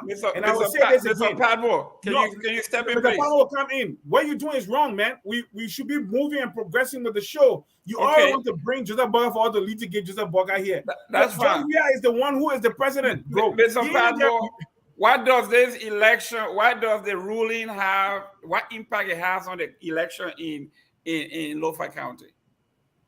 Well, now that Unity Party has been given a go-ahead to field a candidate, you cannot mention Lofa County and you don't mention Joseph Boyka. Okay? Even though he technically will not be on the ballot, but people that are going to turn out, they're not turning out for Kotoma, they're turning out for Boyka. That's what it is. It's going to be a Boyka thing. And they want to send a message. Unity Party wants to send a message very clearly that we told y'all we are the largest party and see what we did in Lofa. Because CDC could not do that in Monserrato. So right now, Unity Party has to show when we say Lofa our base, this is what we mean. And so everybody is going to be looking towards that. So I mean that is everybody. We'll see whether that will be the case. Thank you, Mr. Eastman. I tend to agree that Lofa has. I mean, UP has to make a good showing in Lofa. That is their base. Mm-hmm. So it is quite necessary that UP does well in Lofa. Not only that, I agree that Joseph Boyka hailing from Lofa bears some significance, but UP has always had that strong dominance from Kesseley time. He always had that strong dominance in Lofa. So it's not. I don't think it's only attributed to Boyka, who just assuming standard bearership now. I think they've always had that that grounding in Lofa. So I think they got a lot to leverage from that point. So this is what we expect. And being that the other parties are not feeling any formidable challenge, we expect that Lofa will pull this one off. Have they announced the candidate that they intend to support yet? Who? UP. Oh no, we got Galaba Kotiman. He was appointed as superintendent by Madam Salif. He was there for a couple of years as superintendent of Lofa County. So he is, we got when Brownie wanted to do it, he wanted to do it also. But Brownie, on the pecking order, Brownie was higher than him. So Brownie won, and then Brownie was made not to go there based on his past. And was it right? No, we can say neither here or there, because if Brownie had not put his hand in all kinds of mess, they wouldn't be able to take action against him. It's just as simple as that. The actions were not right, but then he put himself in a place for somebody to use unfair actions against you in the first place. So it's neither here nor there. But when it comes to Kotiman doesn't have any of those problems, and the election was already slated in Lofa County. The magistrate have been going around, electoral magistrate have been going around doing his work. They were ready for elections, but the election was postponed. And based on, everybody know why the election was postponed, because of ANC. Everybody know that ANC and Ability took UP to court. Everybody is aware of that. So as a result, there is a wellspring of emotions that are against not only CDC but ANC and Ability in Lofa County. So we will see what the output will be. We all can say and pontificate, but the reality will be what we will go by after the elections are held, and then we'll see what the percentages are and what that means if United Party actually has the kind of support that they talk about in Lofa County. Very interesting. You are muted, Mr. Gayman. Okay, we got two things to do here. Yeah, we got two things to do here. We can go to our last topic, which is the Liberty Party, the ruling and the impact it has on the Liberty Party. Or we can do the interaction first and read our comment, respond, and then go to the Liberty Party. Or we discuss the Liberty Party, go to the comment, and then do closing. So, Mr. Tulay, I know this particular subject has been one of interest to you. It's your choice. Do we discuss it first or go to the comments first? Let's discuss it. We'll do the comments last, then we just go home. Okay. Ladies and gentlemen, this is that's my suggestion, though. Yeah, go ahead. Yeah, that's fine. It makes sense. Mr. Padmore, Mr. Eastman, we had a ruling in the Supreme Court or in the court system this week or last week. Some people say it threw more monkey wrench into this because there was no clarity. Everybody leaves here thinking they are won, and they come up with a talking point that they won, even though the court is not clear. And we're going to look at the Liberty Party's own constitution. Who does the Constitution gave the authority to sign legal documents? And who are those now that are supposed to sign legal documents to be submitted to the court?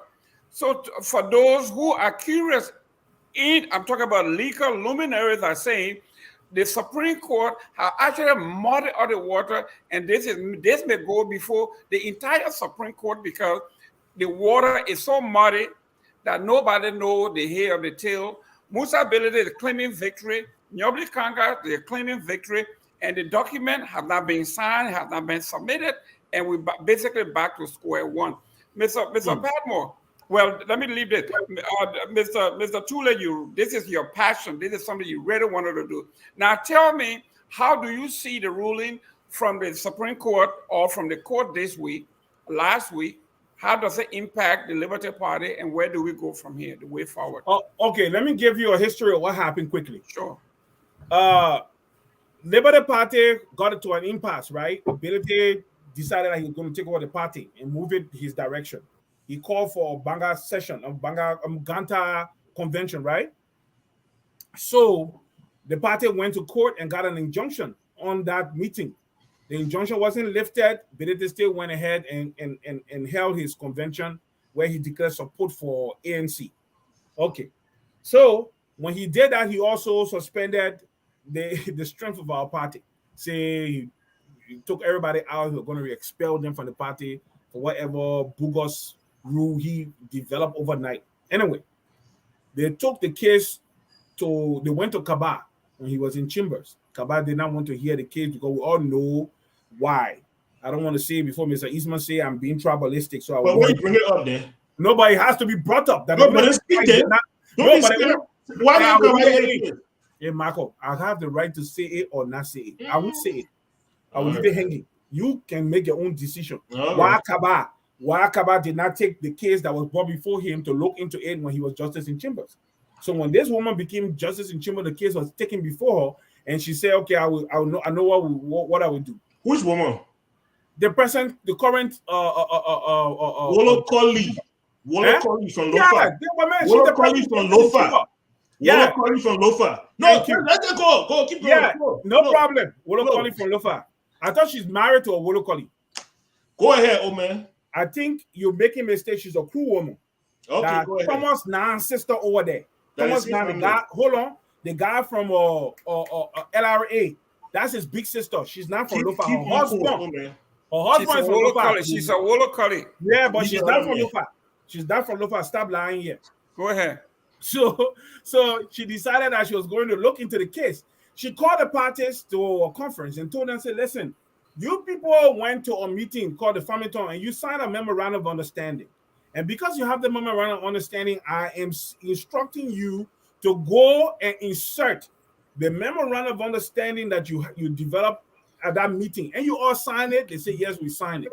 So go and insert what you agree on in the Farmington memorandum of understanding. Go insert it in the constitution that is currently at NEC. Because the constitution that is current that was at NEC, only a few things were changed. Few cardinal things were changed. So what happened quickly when Benete and the two parties left, the day that the woman said they should do work on it, the political leader called Benete. Benete says, I'm at NEC. The woman said, no, you and I we were supposed to meet somewhere. And this is where we're supposed to meet at an office to go over this thing and make the correction. Benete went ahead and said he and his lawyer made the correction unilaterally. When the woman said every party should be present when the corrections are made, when the justice said, no, stop saying woman, that's disrespectful. When the justice said that all parties should be present to make the corrections. So what Benete did at the court, at NEC, was fraudulent. So the case reached, the information reached back to the lady, the justice in chamber. So she called them again. She said, "You'll come back to me." They went to her. When they had a discussion, she said, then Benedict said, "Oh, madam, we did what you wanted us to do. We made the changes." She said, "But that wasn't my instruction. My instruction was the two parties are to be together, make the corrections in the paper based on the Farmington memorandum, and then sign it and then take it back to NEC. That is my instruction. But since you both could not agree on venue, I am supplying a venue here, Third Floor Library. You people will come, go to the law library, and there you will sign everything you're supposed to sign on this Friday." So last Friday, they got to the place 10 o'clock in the morning, and then Benedict said, "Oh, he had another, it wasn't even the January constitution that he launched. He had a December, I think 28th or December 18th constitution that he took there again." So they had to go call the woman. Physically, the woman came and told them, she came back and said, what I said to you people is what I'm insisting now. But it looks to me that ability is the one who is the problem here. But anyway, you people will sign this document. I'm mandating it. You will sign this document because I will not leave this case hanging for it to go to the next justice that comes into chamber. This case will be resolved now, because for that to happen, I'll have to issue a rate, and that way it will make the Liberty Party to be non-functional. If I do that, you won't have a party functioning until the case is resolved.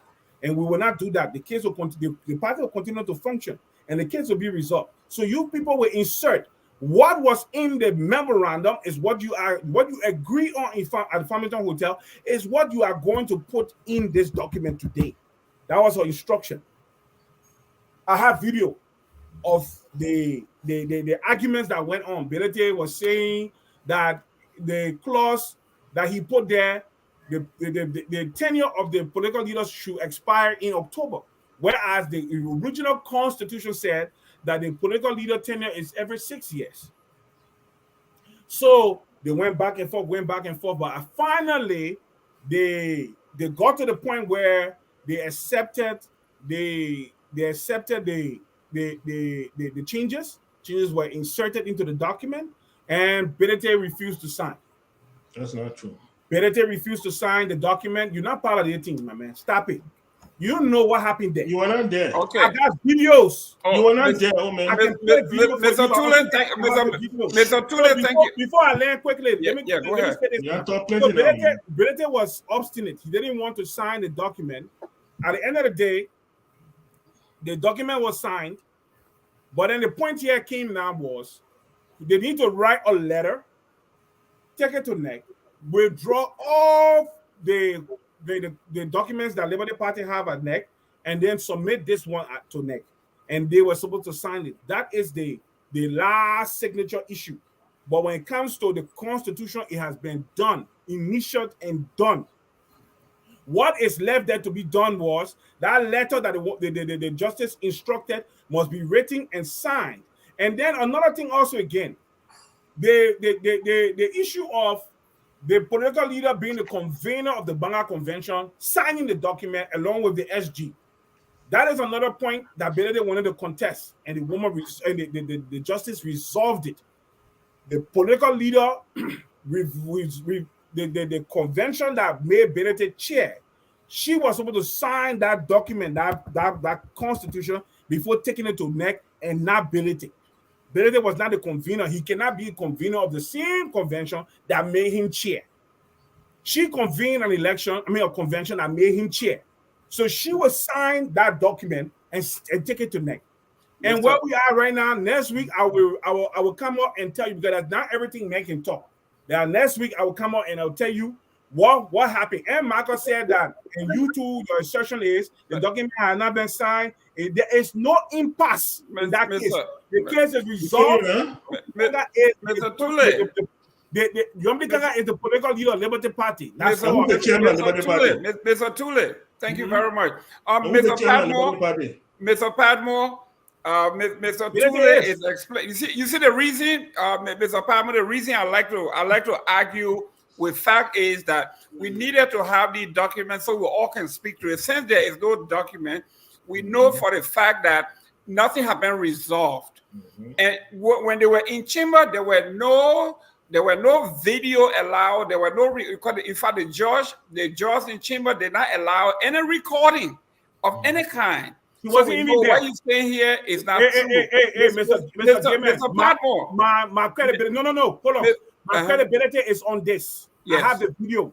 You have a video in the chamber? Yes, when they were in the law library. Listen, they were not in chambers. They were in the law library. I have the video. I'm sending it now. I'm going to send it to Dennis, and Dennis will play it. Don't argue with what you don't know. Listen to this. You are saying... Listen to street gossip. Listen. Are you saying... No, we're talking about where... And you said the judge... You had a video where the judge made these comments? I didn't say I had a video. I said I had a video where Belete was being obstinate, and Belete was telling the political leader, "Oh, you want to be a political leader in?" Oh, but that has nothing. We're talking about conversation with the judge. We're not Mr. Padmore. Mr. Padmore, come in here. Mr. Padmore is speaking, and listen, Mr. Padmore. Yes, sir. We do not have any legal document as they have done in the past with the SG. When he made a decision, they published that. It's a public knowledge. It is a public record. Whatever the judges say in chamber become public record. We don't have that. What do you see going on here? Yesterday, what I see members of the Yombly clan trying to push and force a narrative. Okay, with all no evidence to that. If you say that things fell in your favor, if you say that all these things happen, wait for the document to come up. Wait for the minister to come up. Wait for the narrative to come up. But they're just pushing this stuff. Why be so venomous with such a thing? You know? And that is where I, along with many people, are questioning. Why are they pushing a narrative even before they have any proof of what really happened? You know? Everybody came out of there with their own side. Have you heard Musa Benete say anything since then? But he can't. No. He's being a responsible. He is being a responsible partisan. He lost. Even before this hearing, Musa Benete came out and said it. He said, no matter what the judge decides, Liberty Party is still going to have to figure out a way to unite and move forward as a party. And now you have a political leader who is supposed to be the head of the party, who is supposed to be the unifying force behind the party, putting all these things into play. What did she put into play? You just saying these things. Mr. Tulay, give me a chance to No, land. I'm asking you have a video now. You say you have a video of Musa being to Dennis already. Dennis will decide whether he plays it or not. And you say you have a video now. You said doing all these things. Mr. Eastman. That's what I'm said. coming Doing from. all these things. Don't let a man qualify. Don't run away. Someone can run away. Let a man qualify whether he does all these things. Mr. Tulay, Mr. Eastman here. Here we are.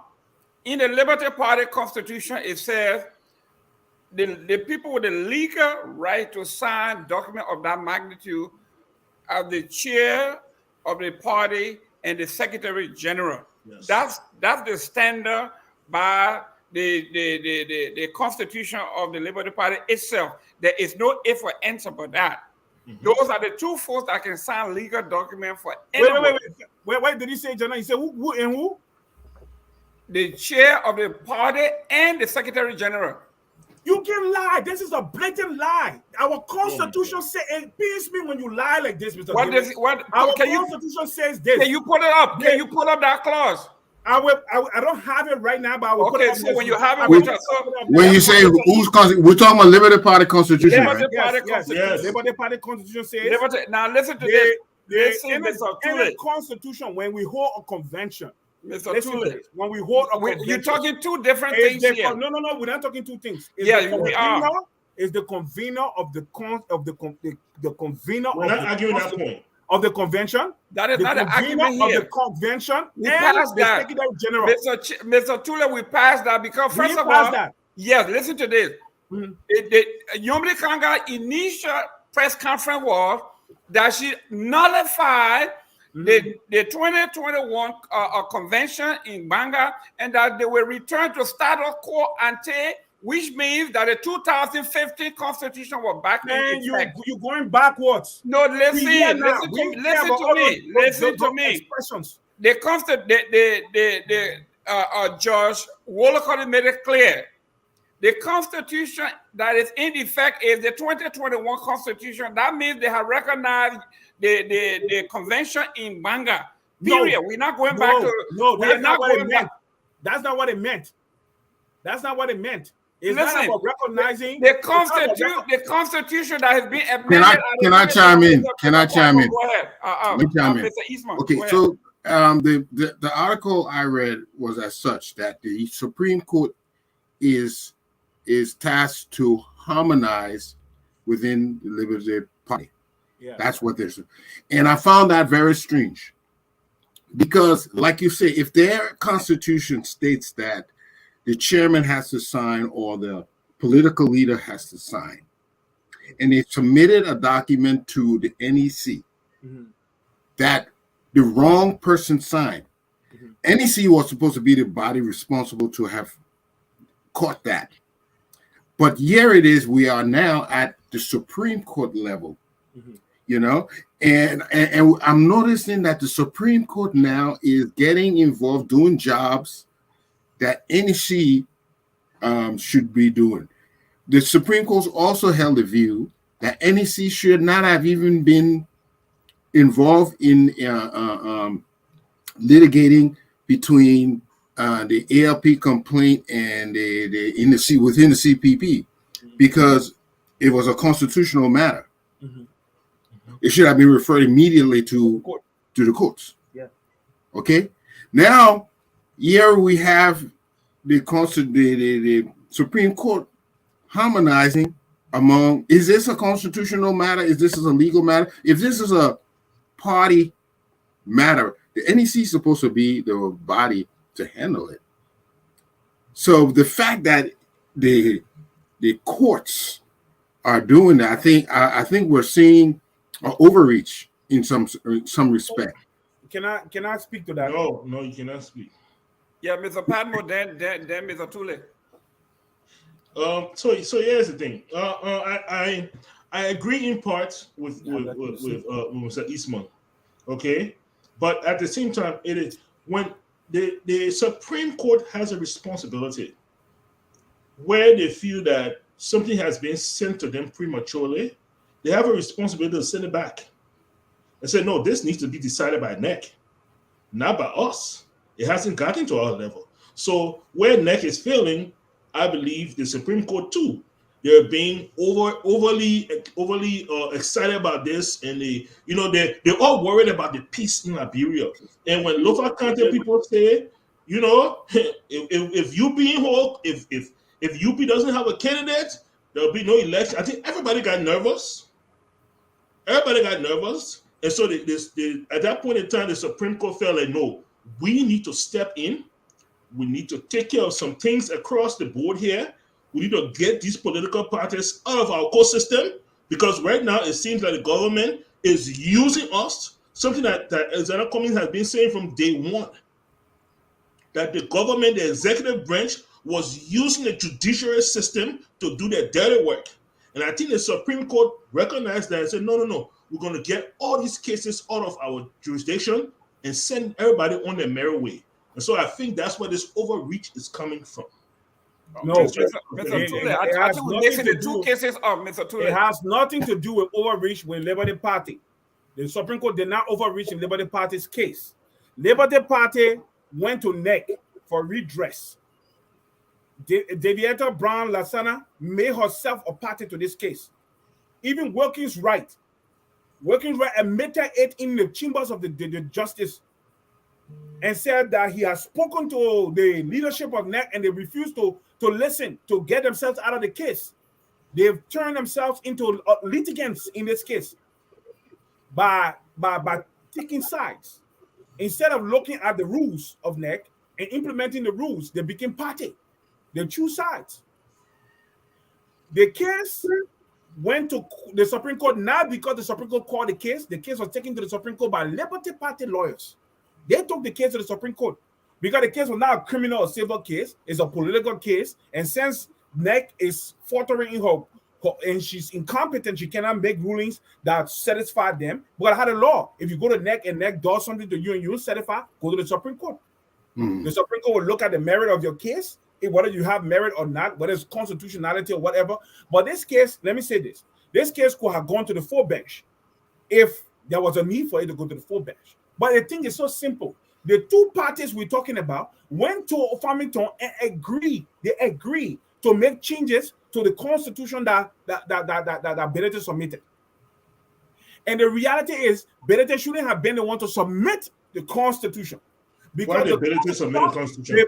The 2015 constitution, Mr. Eastman, that was changed in Banga to create the one that Benedict submitted, states that it is the convener of the convention and the Secretary General of the convention that will submit the new constitution to NEC, not the chairman that was elected under that old constitution. So why didn't she do it?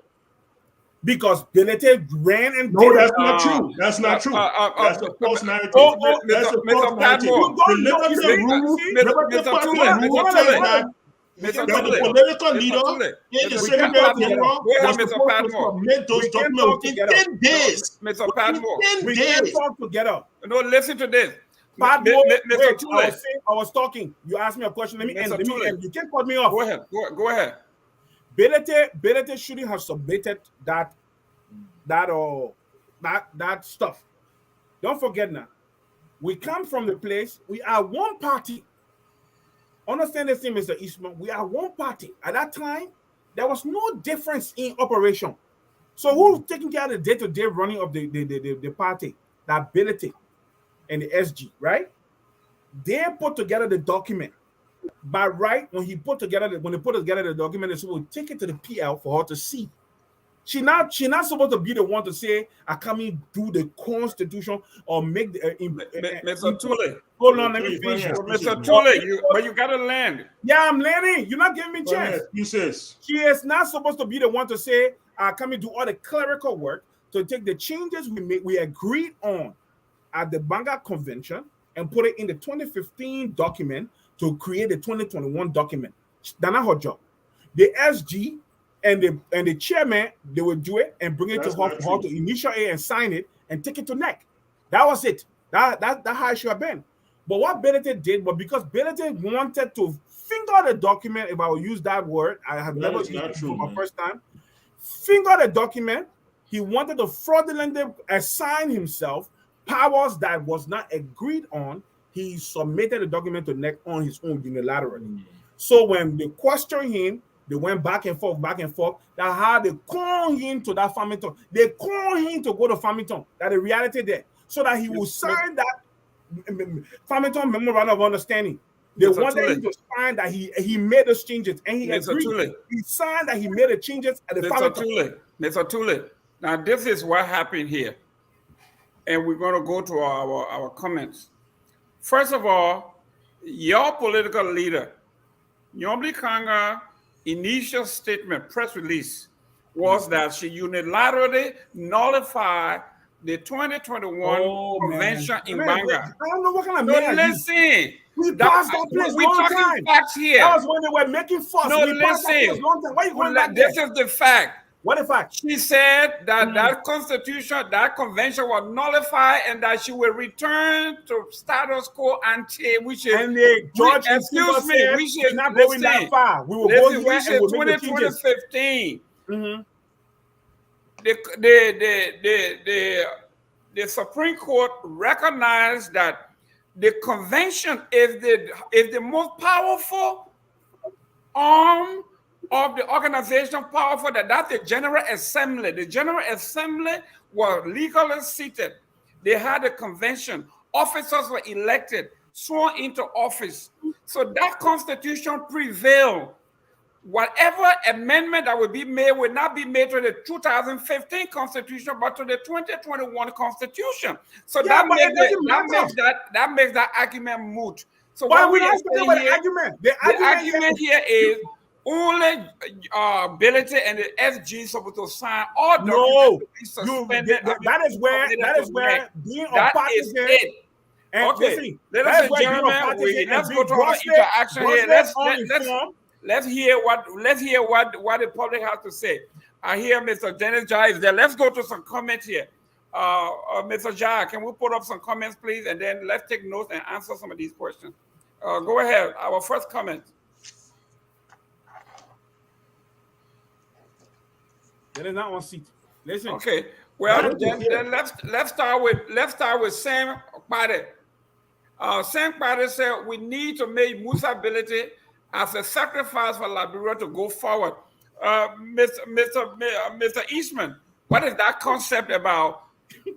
Let bygone be bygone. Somebody has to pay the price, and this guy will be like Chancellor in Chancellor's world. I stand to be the sacrificial lamb to make Liberia move forward. Pade is saying Musa ability should be the sacrificial lamb for us to move forward. That's his rationale. Well, I mean, I heard that Musa was had sent a peace, smoked a peace pipe with the embattled political leader Nyomli, and that they were trying to mitigate all the differences that they've had so far. It's clear that all this what has been going on is not healthy for the Liberty Party, because it is not only that it tears them apart, but they could have been making much more advanced for the next coming elections, and this has been a terrible distraction. So what I'm hearing is that they're trying to put out the fires. They're trying to come together now because everybody has realized that what they're doing, it doesn't help anybody. What I understand they're going to do, they're going to go back together, have another meeting, and they're going to come up with a new one that will all agree to, and then they'll be able to go forward because they found out that this isn't working for anybody. And that's what I hear on the ground. Okay. Mr. Padmore, let's look at what Theola Gibson is saying. She is saying even the old constitution, which is 2015, right? She in Liberty Party? Listen, It's a lie. That public record, man. It's a lie. That public record, that's not true. Theodore Gibson is saying the 2015 Constitution was signed by the Secretary General and Chairman, and never Charles Walker Bronsky. Charles Walker Bronsky never signed either one of those documents. So But where does this girl come from now? Okay, time out. Listen, the issue here is not who signs the document. Of course it is. The issue at bar was not who signed the document. The issue at bar was who fraudulently authored the document. Come on, Mr. Tulay, that was not it. That was not the issue. Mr. Tulay, come on. Hey, don't come there. You don't know about it. That was not the issue. Mr. Tulay, that was not what was before the bar. What was before the bar? Who signed it? Eh? Who signed it was moot. Hold on. Excuse me, sir. We won't be clear here because you don't know, and you always. We all know, Mr. Tulay, you don't have exclusive knowledge or anything that we don't have. You don't know. Listen. Who signed the Constitution? You're lying here, and you are fond of lying on issues. You and Michael, both of you are liars. You telling us here that when the Justice called Liberty Party, it was about who signed document at NEC? It was not about the Farmington Memorandum of Understanding. Is that what you're saying to us? Listen to this. Well, hey, just a yes or no. Mr. Tulay, listen. The subject of yes or no. What Theodore is saying here is very simple. I'm talking about what Theodore is saying. I'm telling you the issue. What she's saying makes sense. Mr. Eastman, listen to me. The political leader never signed any documents. So the issue here. The issue was not who signed the document. Is non-existent. It's moot. Mr. Eastman, this is an attempt by these two guys to change the topic. When the Supreme Court Justice, the case before the Supreme Court Justice was not about who signed the document at NEC. The case before the document was that the document at NEC was changed. It did not reflect the minutes and the agreement of the Banga Convention. That is also my understanding that there was alterations made to the document. Yes. That is my understanding also. The case was not about, the only case was, I was supposed to sign it, let me sign it. No. Because I said to you, hold on, Marco, you're coming. Like I said before, on Bronsky, if Bronsky allowed the SG and the chairman to sign, it's because he's busy. But by constitution, it was his right to sign. He can let the chairman sign on his behalf. It doesn't matter. That's not true. The reality here is this. When Musa came from Banga, while Yombli was thinking that the secretariat were putting together a document that reflected the minutes and the agreement from Banga, Mr. Tulay. Musa decided that he was going to change those key provisions and assign unto himself powers that he did not. That is speculation. That the convention did not assign to him. That is speculation. So, not speculation. So, what happened was that the advisory council and other people. Are you really telling the whole story? Hold on, because we're making public record here. The advisory council and other prominent persons in the party called Musa to Farmington, and they prevailed upon him, and he signed a document where he agreed that he changed the That's not true. That's not true. Certain key provisions within the party constitution. And it was based on that memorandum of understanding that the justice in chamber said, I don't care about all your other problems, but what you people agree on in the Farmington memorandum of understanding is what you are going to put back into the constitution at NEC. That is my submission, and I will keep quiet going forward because you know what? Guess what? The two liars, they have no understanding of the issues. They are nothing but liars. And Mr. Gayman, can I speak, please? Yes, Mr. Padmore, come on in here. I think we should refrain from calling each other liars. We may have a different story, and some of it may be yet to be proven true. But let's not make it a personal issue. Let's make it a discussion. When you insist on lying, Mr. Eastman, you're a liar. I don't want to say anything. If I insist on lying, I'm a liar. I need to make Mr. Padmore, go ahead. The very first point here is that according to the Liberty Party Constitution and Arrangement, 10 days after returning from convention, the political leader and the Secretary General had a responsibility. Their responsibility was to put together everything that had happened at the convention, put it together in a legal document, and within 10 days, submit it to NEC. The political leader did not do that. She has yet to answer why she relented on her own duties. Musa Belete had to be the one to say, that woman not doing her job. Yeah, the document NEC that we agree upon. That's the first thing. The second thing is that at no time has Musa Belete ever admitted to altering any document. Was the agreement that they made at the convention the same as in a document? No. There was a switch of words. The same way you switch words in the. I mean, you say you're going to be quiet. But you lying. There was a switch of words. Mr. Padmore, he said he was going to be quiet. He not quiet.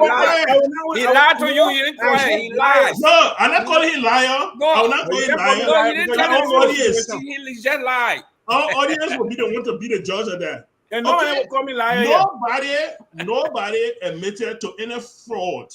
You see, Tulay keep inserting that word, fraudulently altered. Even the Supreme Court justice does not have the ability and the power, to ignore crime. Fraud is a crime. If Musa Belete had admitted to fraudulently altering a document, right, it would be a criminal case.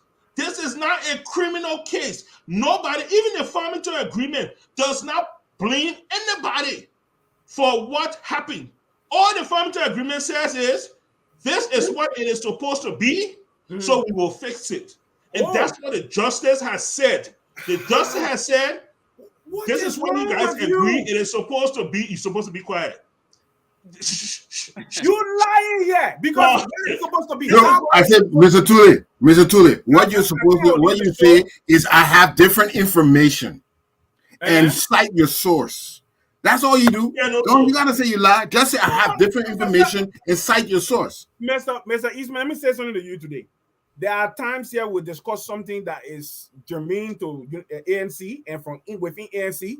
I would be stupid to come here and argue about something about ANC from the outside when I'm not even privy. I send a video to him. I dare him to show me one video from within that meeting. I dare him. Is that even out there for public consumption? Any video in that meeting is illegal. Who cares about your illegality or not? But I'm telling you. I am telling you, Mr. Tulay, we are law-abiding citizens. The meeting, because you don't even know what you're talking. The meeting was not in the court of law, Mr. Eastman. It's in the library, and there are parties sitting and discussing issues. And somebody decides to. There was no injunction on recording. Mr. Tulay, our law says for you to record it, people have to have consent. You can't record. That is not the point about. The point about is. The Musa Belete fraudulently altered You see that word again? You see that word again? That's a crime. That's a crime. Fraud is a crime. That's correct. You know full well. You see, Mr. Eastman, what they fail to realize is this. You are trying, this is a political party issue, right? This is not a contractual agreement between individuals. You're trying to heal party rift. You cannot come and say, because the man fraudulently altered the document, you insisting that he fraudulently want to make you a crime. You will never heal the rift. Okay? The fact of the matter is, but calling him fraudulent, why did he, from your own, you said what? Slight change of words, that alteration. They're not fraud. That's not fraud. Fraud has to be intentional. So you have to be taking to be intentional. Also, when you change the document, you change it by mistake. Yes, it's very simple. Yes. Look at it. The political leader in collaboration with the National Executive Committee in collaboration with it was just that switch of Mr. Padmore. That switch, you see, Mr. Padmore. That's why Mr. I think I should use the word disingenuous instead of lie. You bring listen to this, Mr. Eastman. Listen to this 1 minute, please. When you have a document, like for instance, my board of directors meeting, when I go to my board to go to a directors meeting and we take notes. Okay, that is a legal document. When I send it to my office, and my secretary found out that where I put THE, I put EATH. She corrects that. Obviously, you have altered the document because it is not in the original form that it came, but that doesn't make that a fraud. It's not fraud. It's not fraud. If I misspell Tulay, if I say LA2Y and then it came out and the chief said that's but that is not the issue. His name is TULAY. That is not fraudulent. Now let's go to assigned, okay, before you go to the Sunni, the man assigned to himself powers that the convention did not give him. It was not adjudicated. It was not adjudicated. You're not in the party, so you don't know. Executive committee. Okay, guys, let's go to the comment. But you know, logically, let me just comment before we go to the comment. Logically, if I were to listen, when I listen to all the arguments, logically, Mr. Tulay, if there was a fraud, an act, a criminal act committed, then the judge, just like Mr. Padmore, will be forced to prosecute or to judge according to a crime. No. However, if it's not fraud, act of fraud or intentional fraud, then they can try to mitigate between the parties and to come to sort things out. But if it's fraud that was committed and admitted, that is a criminal offense. But a criminal offense. Everybody knows it's a criminal offense. When he signed that memorandum of understanding at Farmington, he admitted that he changed. That's not true. Oh, come on. You know what he did? You know what he did? Before we go to the he stripped. What he did was he stripped the political leader of powers that were held by the Constitution and assigned it to himself. No, Mr. Tulay, do you have a copy of that memorandum? I have look, hey man. So why you didn't bring it?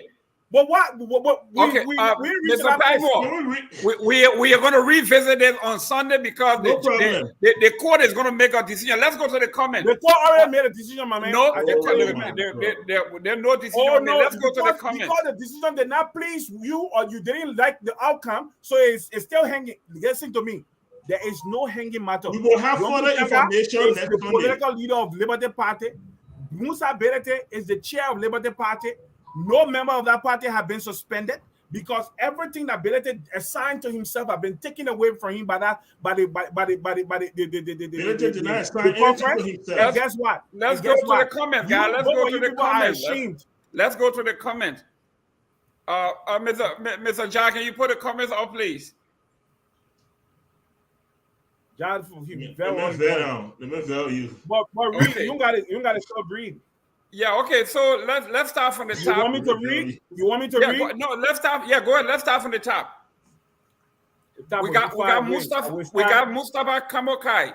Start from there. I can't even see that. Okay. Mr.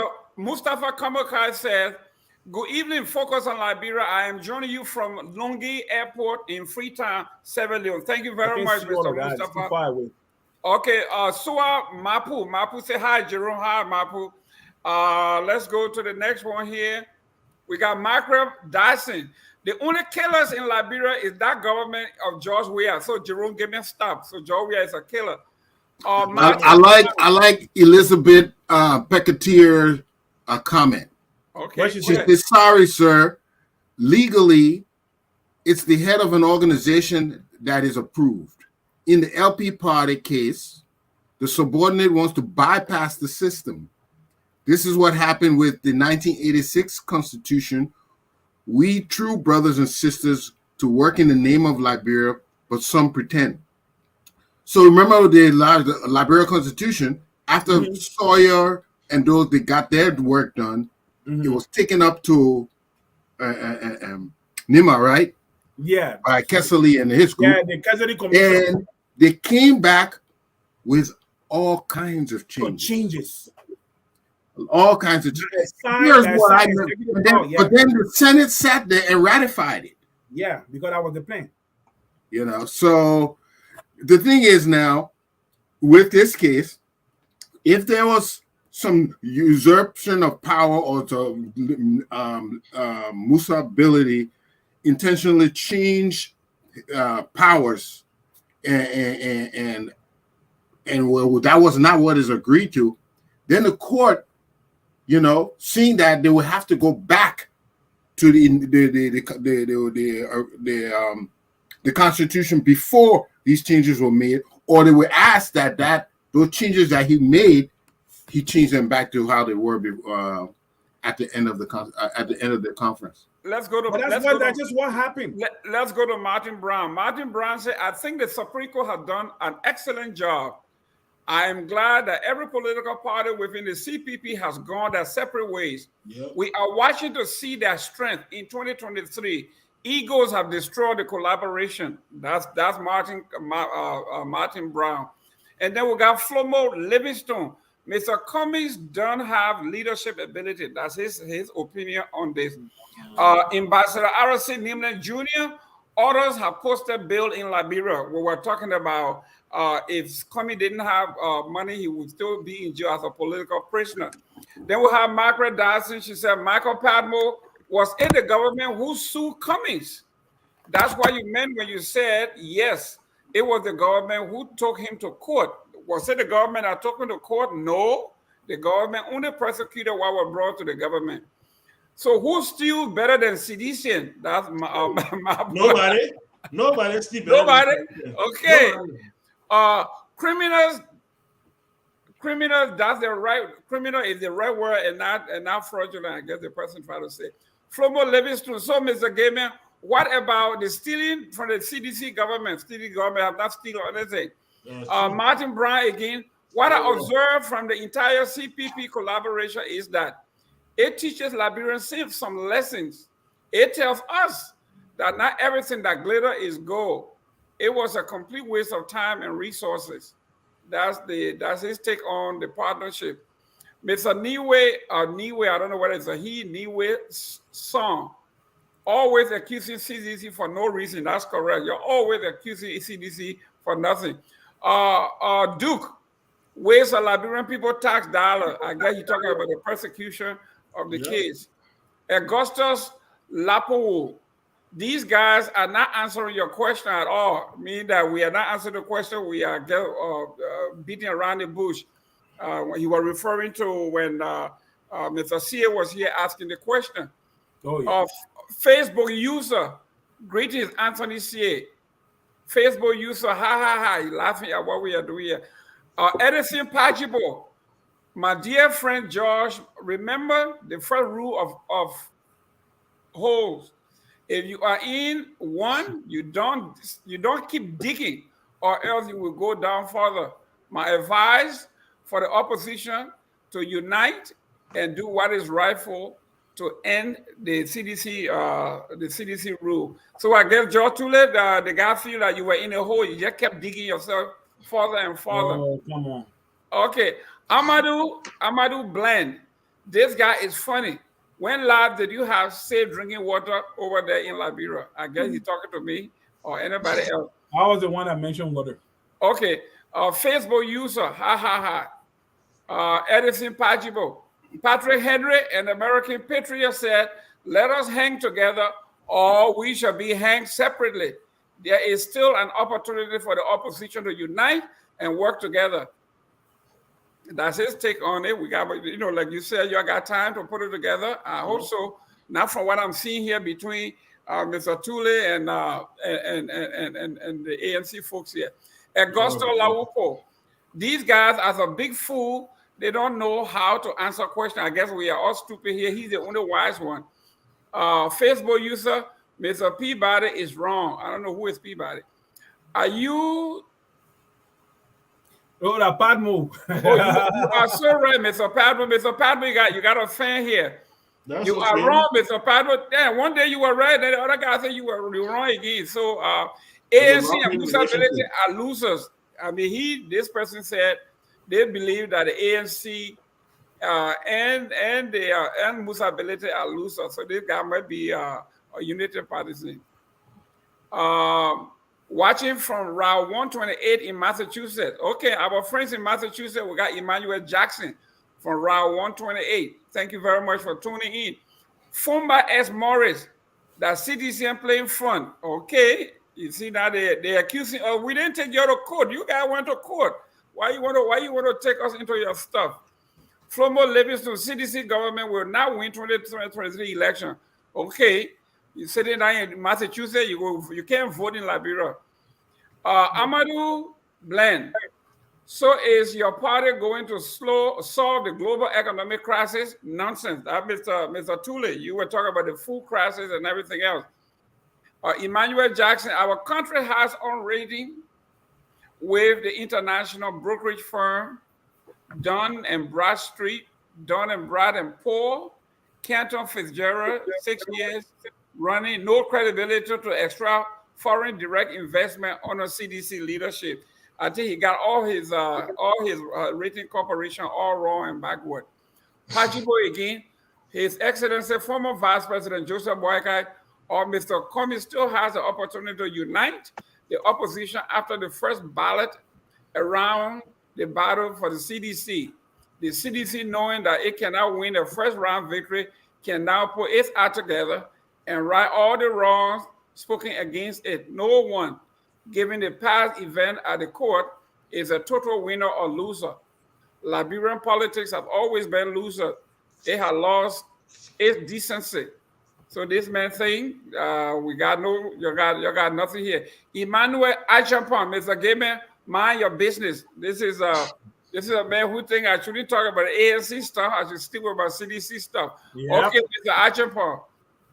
Achampon. Spencer Toe, Boycott doesn't trust a fingerer. Okay. Emmanuel Achampon, all my stuff, all I know is Grand Bassa County. Okay, I understand. I'm from Grand Bassa County. What can I say? Spencer says a win is a win. Flomo Livingston, Liberian can't trust Mr. Cummings with state power. That's his state. Flomo Livingston, there's two things in a competition, a winner and a loser. We know that. Mr. Labla, Tulay is very emotional in his presentation, and so is his point. Your point is hard enough. You hear that, Mr. Tulay? You got to slow down. Mr. Morris, Mr. Cummings cannot get state power until he go with Unity Party. So, Mr. Padmore, they say you got to go number 2. See how that go. You got no option. So, Duke, which side are you on? I guess the team is Duke is flip-flopping here because one day he says something good about Unity Party, the next day he says something good about ANC, and irritates this guy. Gentlemen, we got so many comments to go. Mm-hmm. It's almost 7 o'clock. We have another show coming up. So let us sum this up. This was very, very heated, and I'm glad, and I want to be very thankful to our parent company, Focus on Liberia, for giving us the time to exhaust. Yes. To exhaust some of the issues. No matter how long we talk, we would never exhaust all the issues. So let's take a few minutes of our time here to do the closing. Mr. Padmore, let's start with you. I know we had a spirited debate. This is great, but can you give us a closing if you can summarize everything? Okay. Before Mr. Padmore, I'm sorry for calling you liars. Both of you people are not liars. You're disingenuous. That's all. I didn't want to say. No, we know Unity Party. They are very intolerant people, so we forgive you. It was no sin. Go ahead, Mr.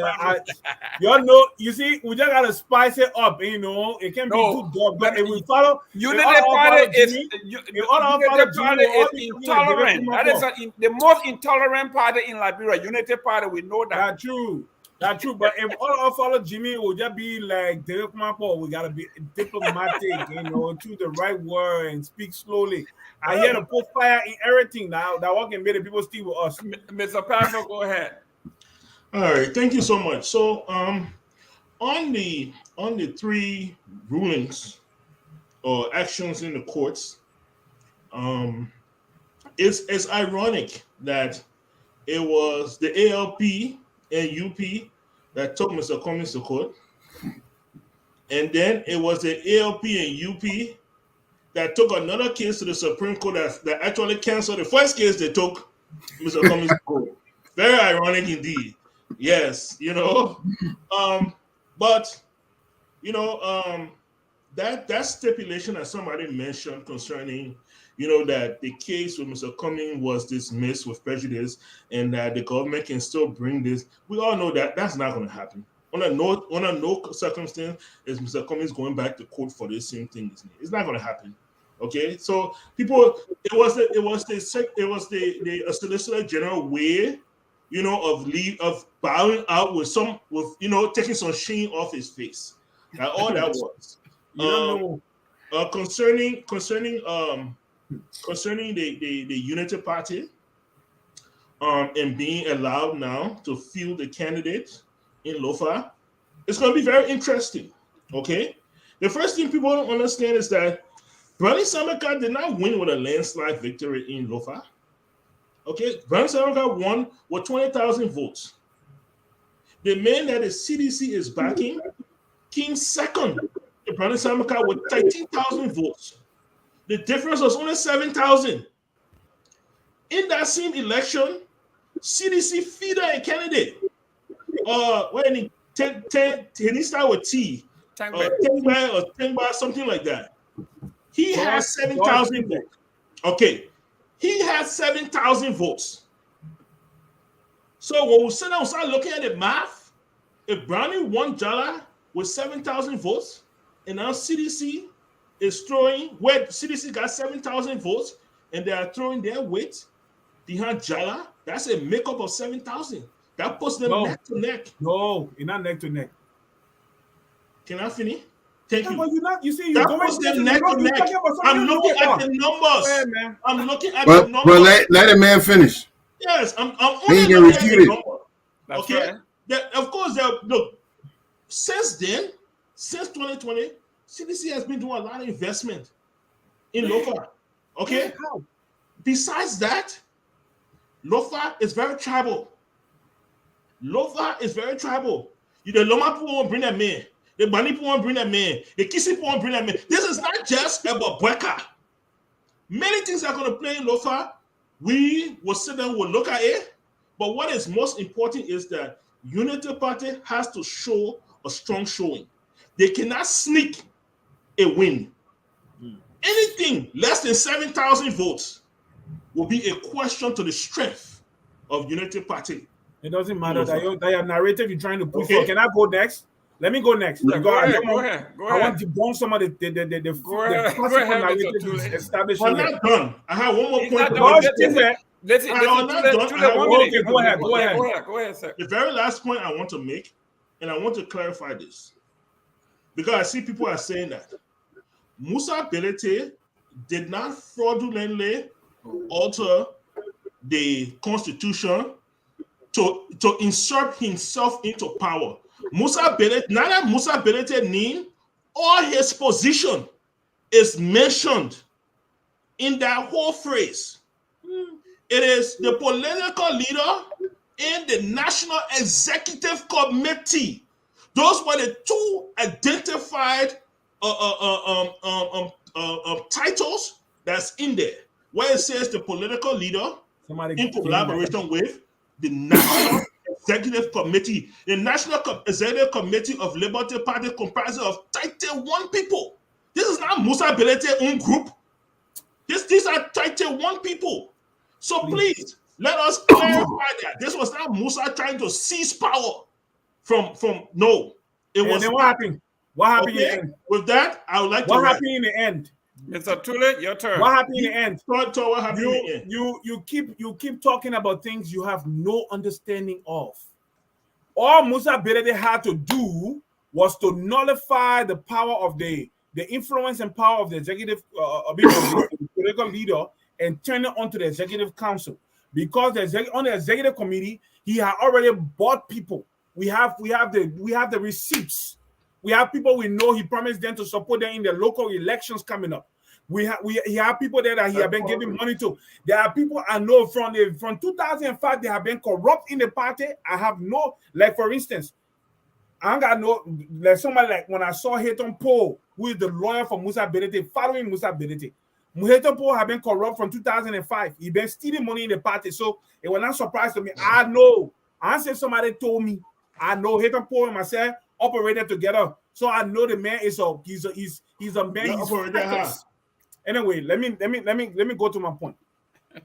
In Lofa County, you have Tingbe, Yeah. George Tingbe, who is from Foya District, and you had Samuka also from Foya District contesting the election.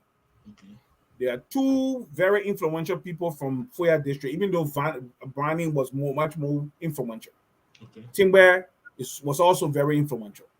And he ran on, I think, either CDC or CDC. he was affiliated with CDC. CDC. So as a result, he got votes from within the Foya District. Mm-hmm. And like you said, right there, Lofa, I don't know about other or counties, we are the most divided county when it comes to tribes. We have more tribes than any other county in Liberia. Mm-hmm. And we all own our own people. That's how it looks. Except you're a stranger to your people, but if you are a son of your people, they will own you in any political undertaking. Mm-hmm. So Tingbe was able to take some Foya, and within the district there are also clans, Mr. Eastman.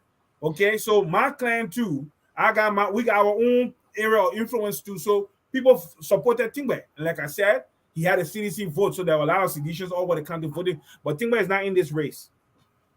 Tingbe is not in this race. Jara, who is in the race, is from Kulahun district. And to be honest with you, he does have support in Kulahun district. But Kulahun district is not the most populous district, one. Secondly, also again, this guy Kotima has enough influence within that district. So now we don't have the Browning angle from Foya. And Browning has already lifted all Tingbe's hand. So, Kotiman's hand. So, don't make it look like is a do or die. If we win by 10 votes because the county is polarized, it doesn't mean anything to the Unity Party. Mm-hmm. Nothing. Because, like I said, the county is polarized. If there is a Mandingo candidate in the race, Kwadu district will vote for that person by the majority. Even if all of them doesn't vote for him, he will carry the majority vote from Kwadu district. Galaga Kotima is from, I think, Zozo district, either Salaye or Zozo district. He's going to carry the majority vote from that area. Look, Vonjama district will definitely vote for Galaga Kotima. Don't stress. Foya district for Galaga Kotima. So we got 10 minutes for the next show. So let's hurry up. Yeah, but what I'm trying to dispel here is not a do or die for Unity Party. I will see you. Thanks for sticking with us for all this time. We really appreciate it. Thank you to everybody.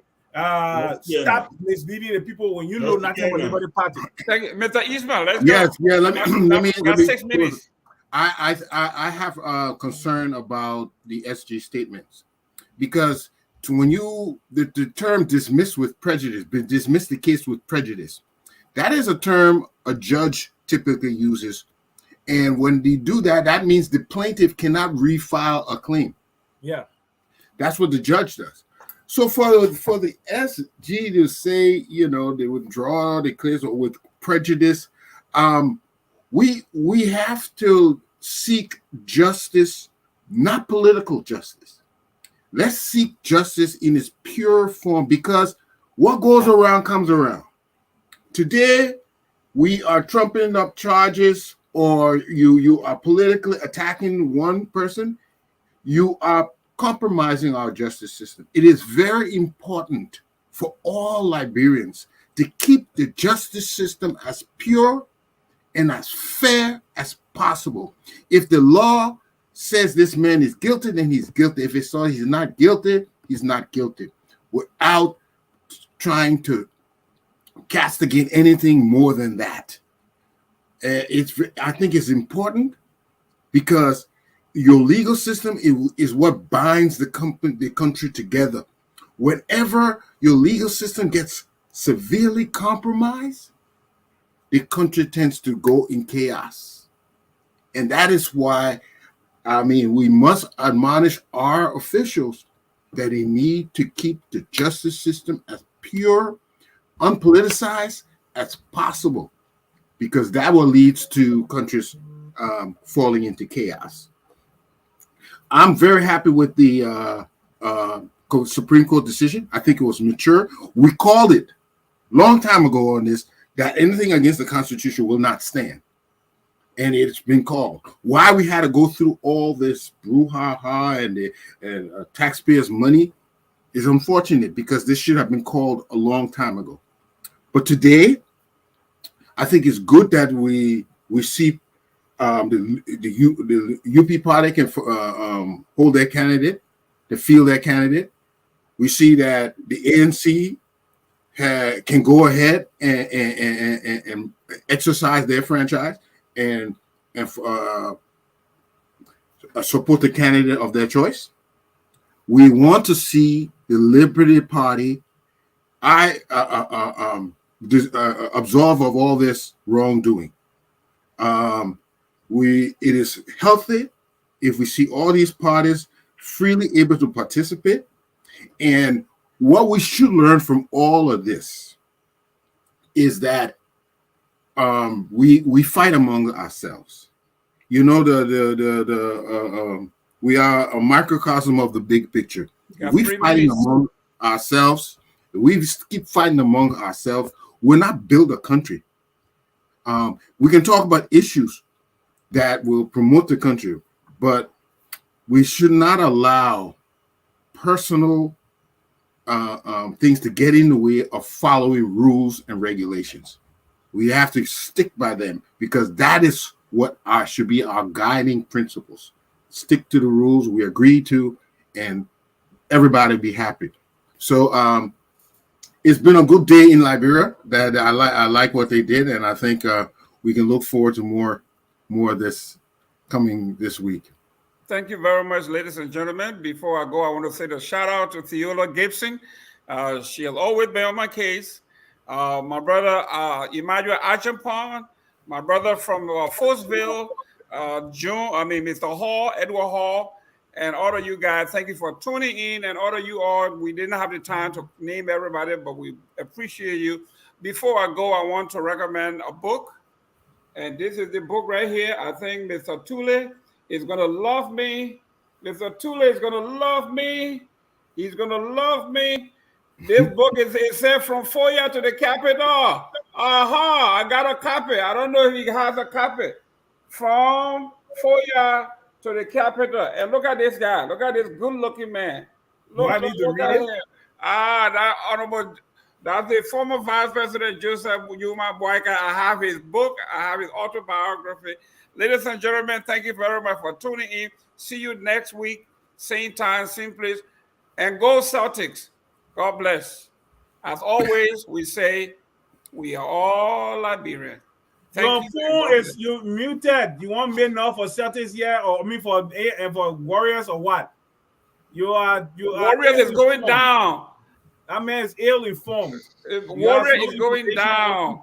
And I'm for typical. Mr. Dillinger, are you here? Because if you are a Warrior supporter on here, you are very uneasy now. But it's all right. It's always good to be a loser to some degree. But always never gloat, because that's why we play the game. When Porter say you are the winner, you're gonna do this, you're gonna do that, then you are saying to the folks, there's no reason for us to play the game. Now, everybody that said it was going to be a sweep, the Warriors are going to sweep the Celtics. Nobody said that. Yeah, there were a lot of folks in the chat. A lot of folks that said it, my man. No, there were a lot of folks that were saying that. Everybody called either game 5 or game 6. We definitely said.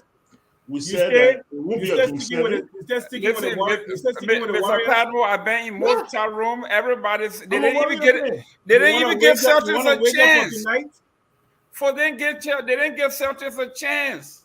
Not a chance. Who didn't give them a chance? I guess who didn't give them a chance? Oh, the pundits, the talking heads. Well, you know, from my observation, the Celtics are a scrappy team. I was debating the scrappy means be ready for a fight. You're not going to just because you're leading, man, you think they're going away. They will fight to the very end. I told you, man, the Warriors have never faced a defensive team like the East Coast.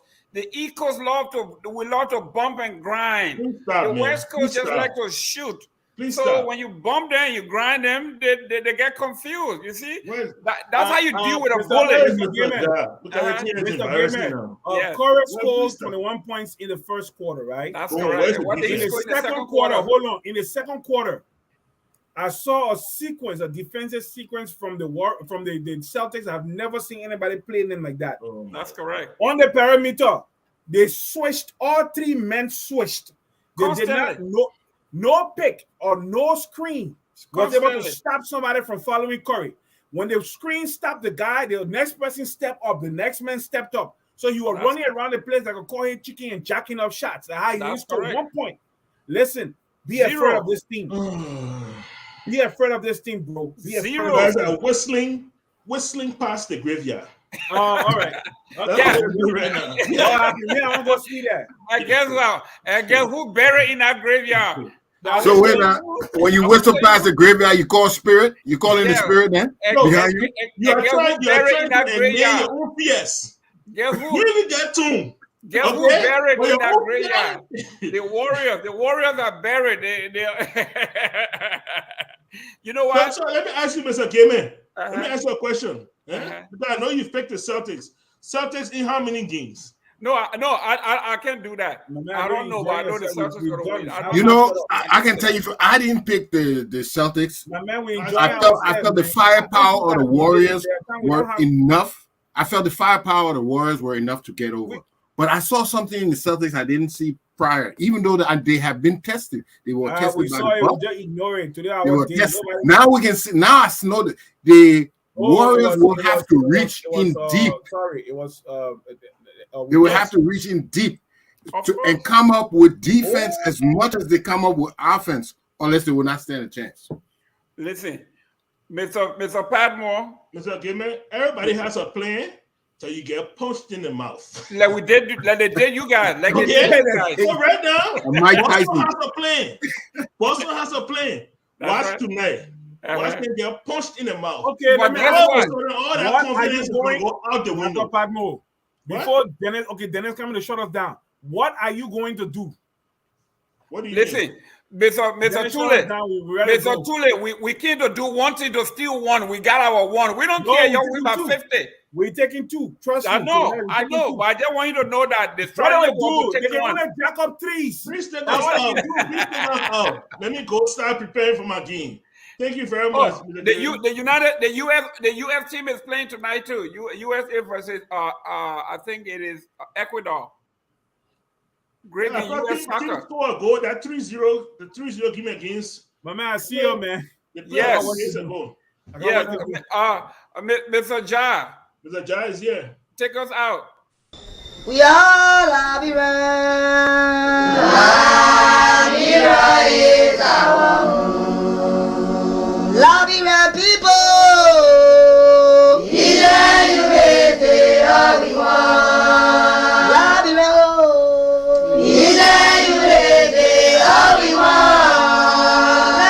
Labira.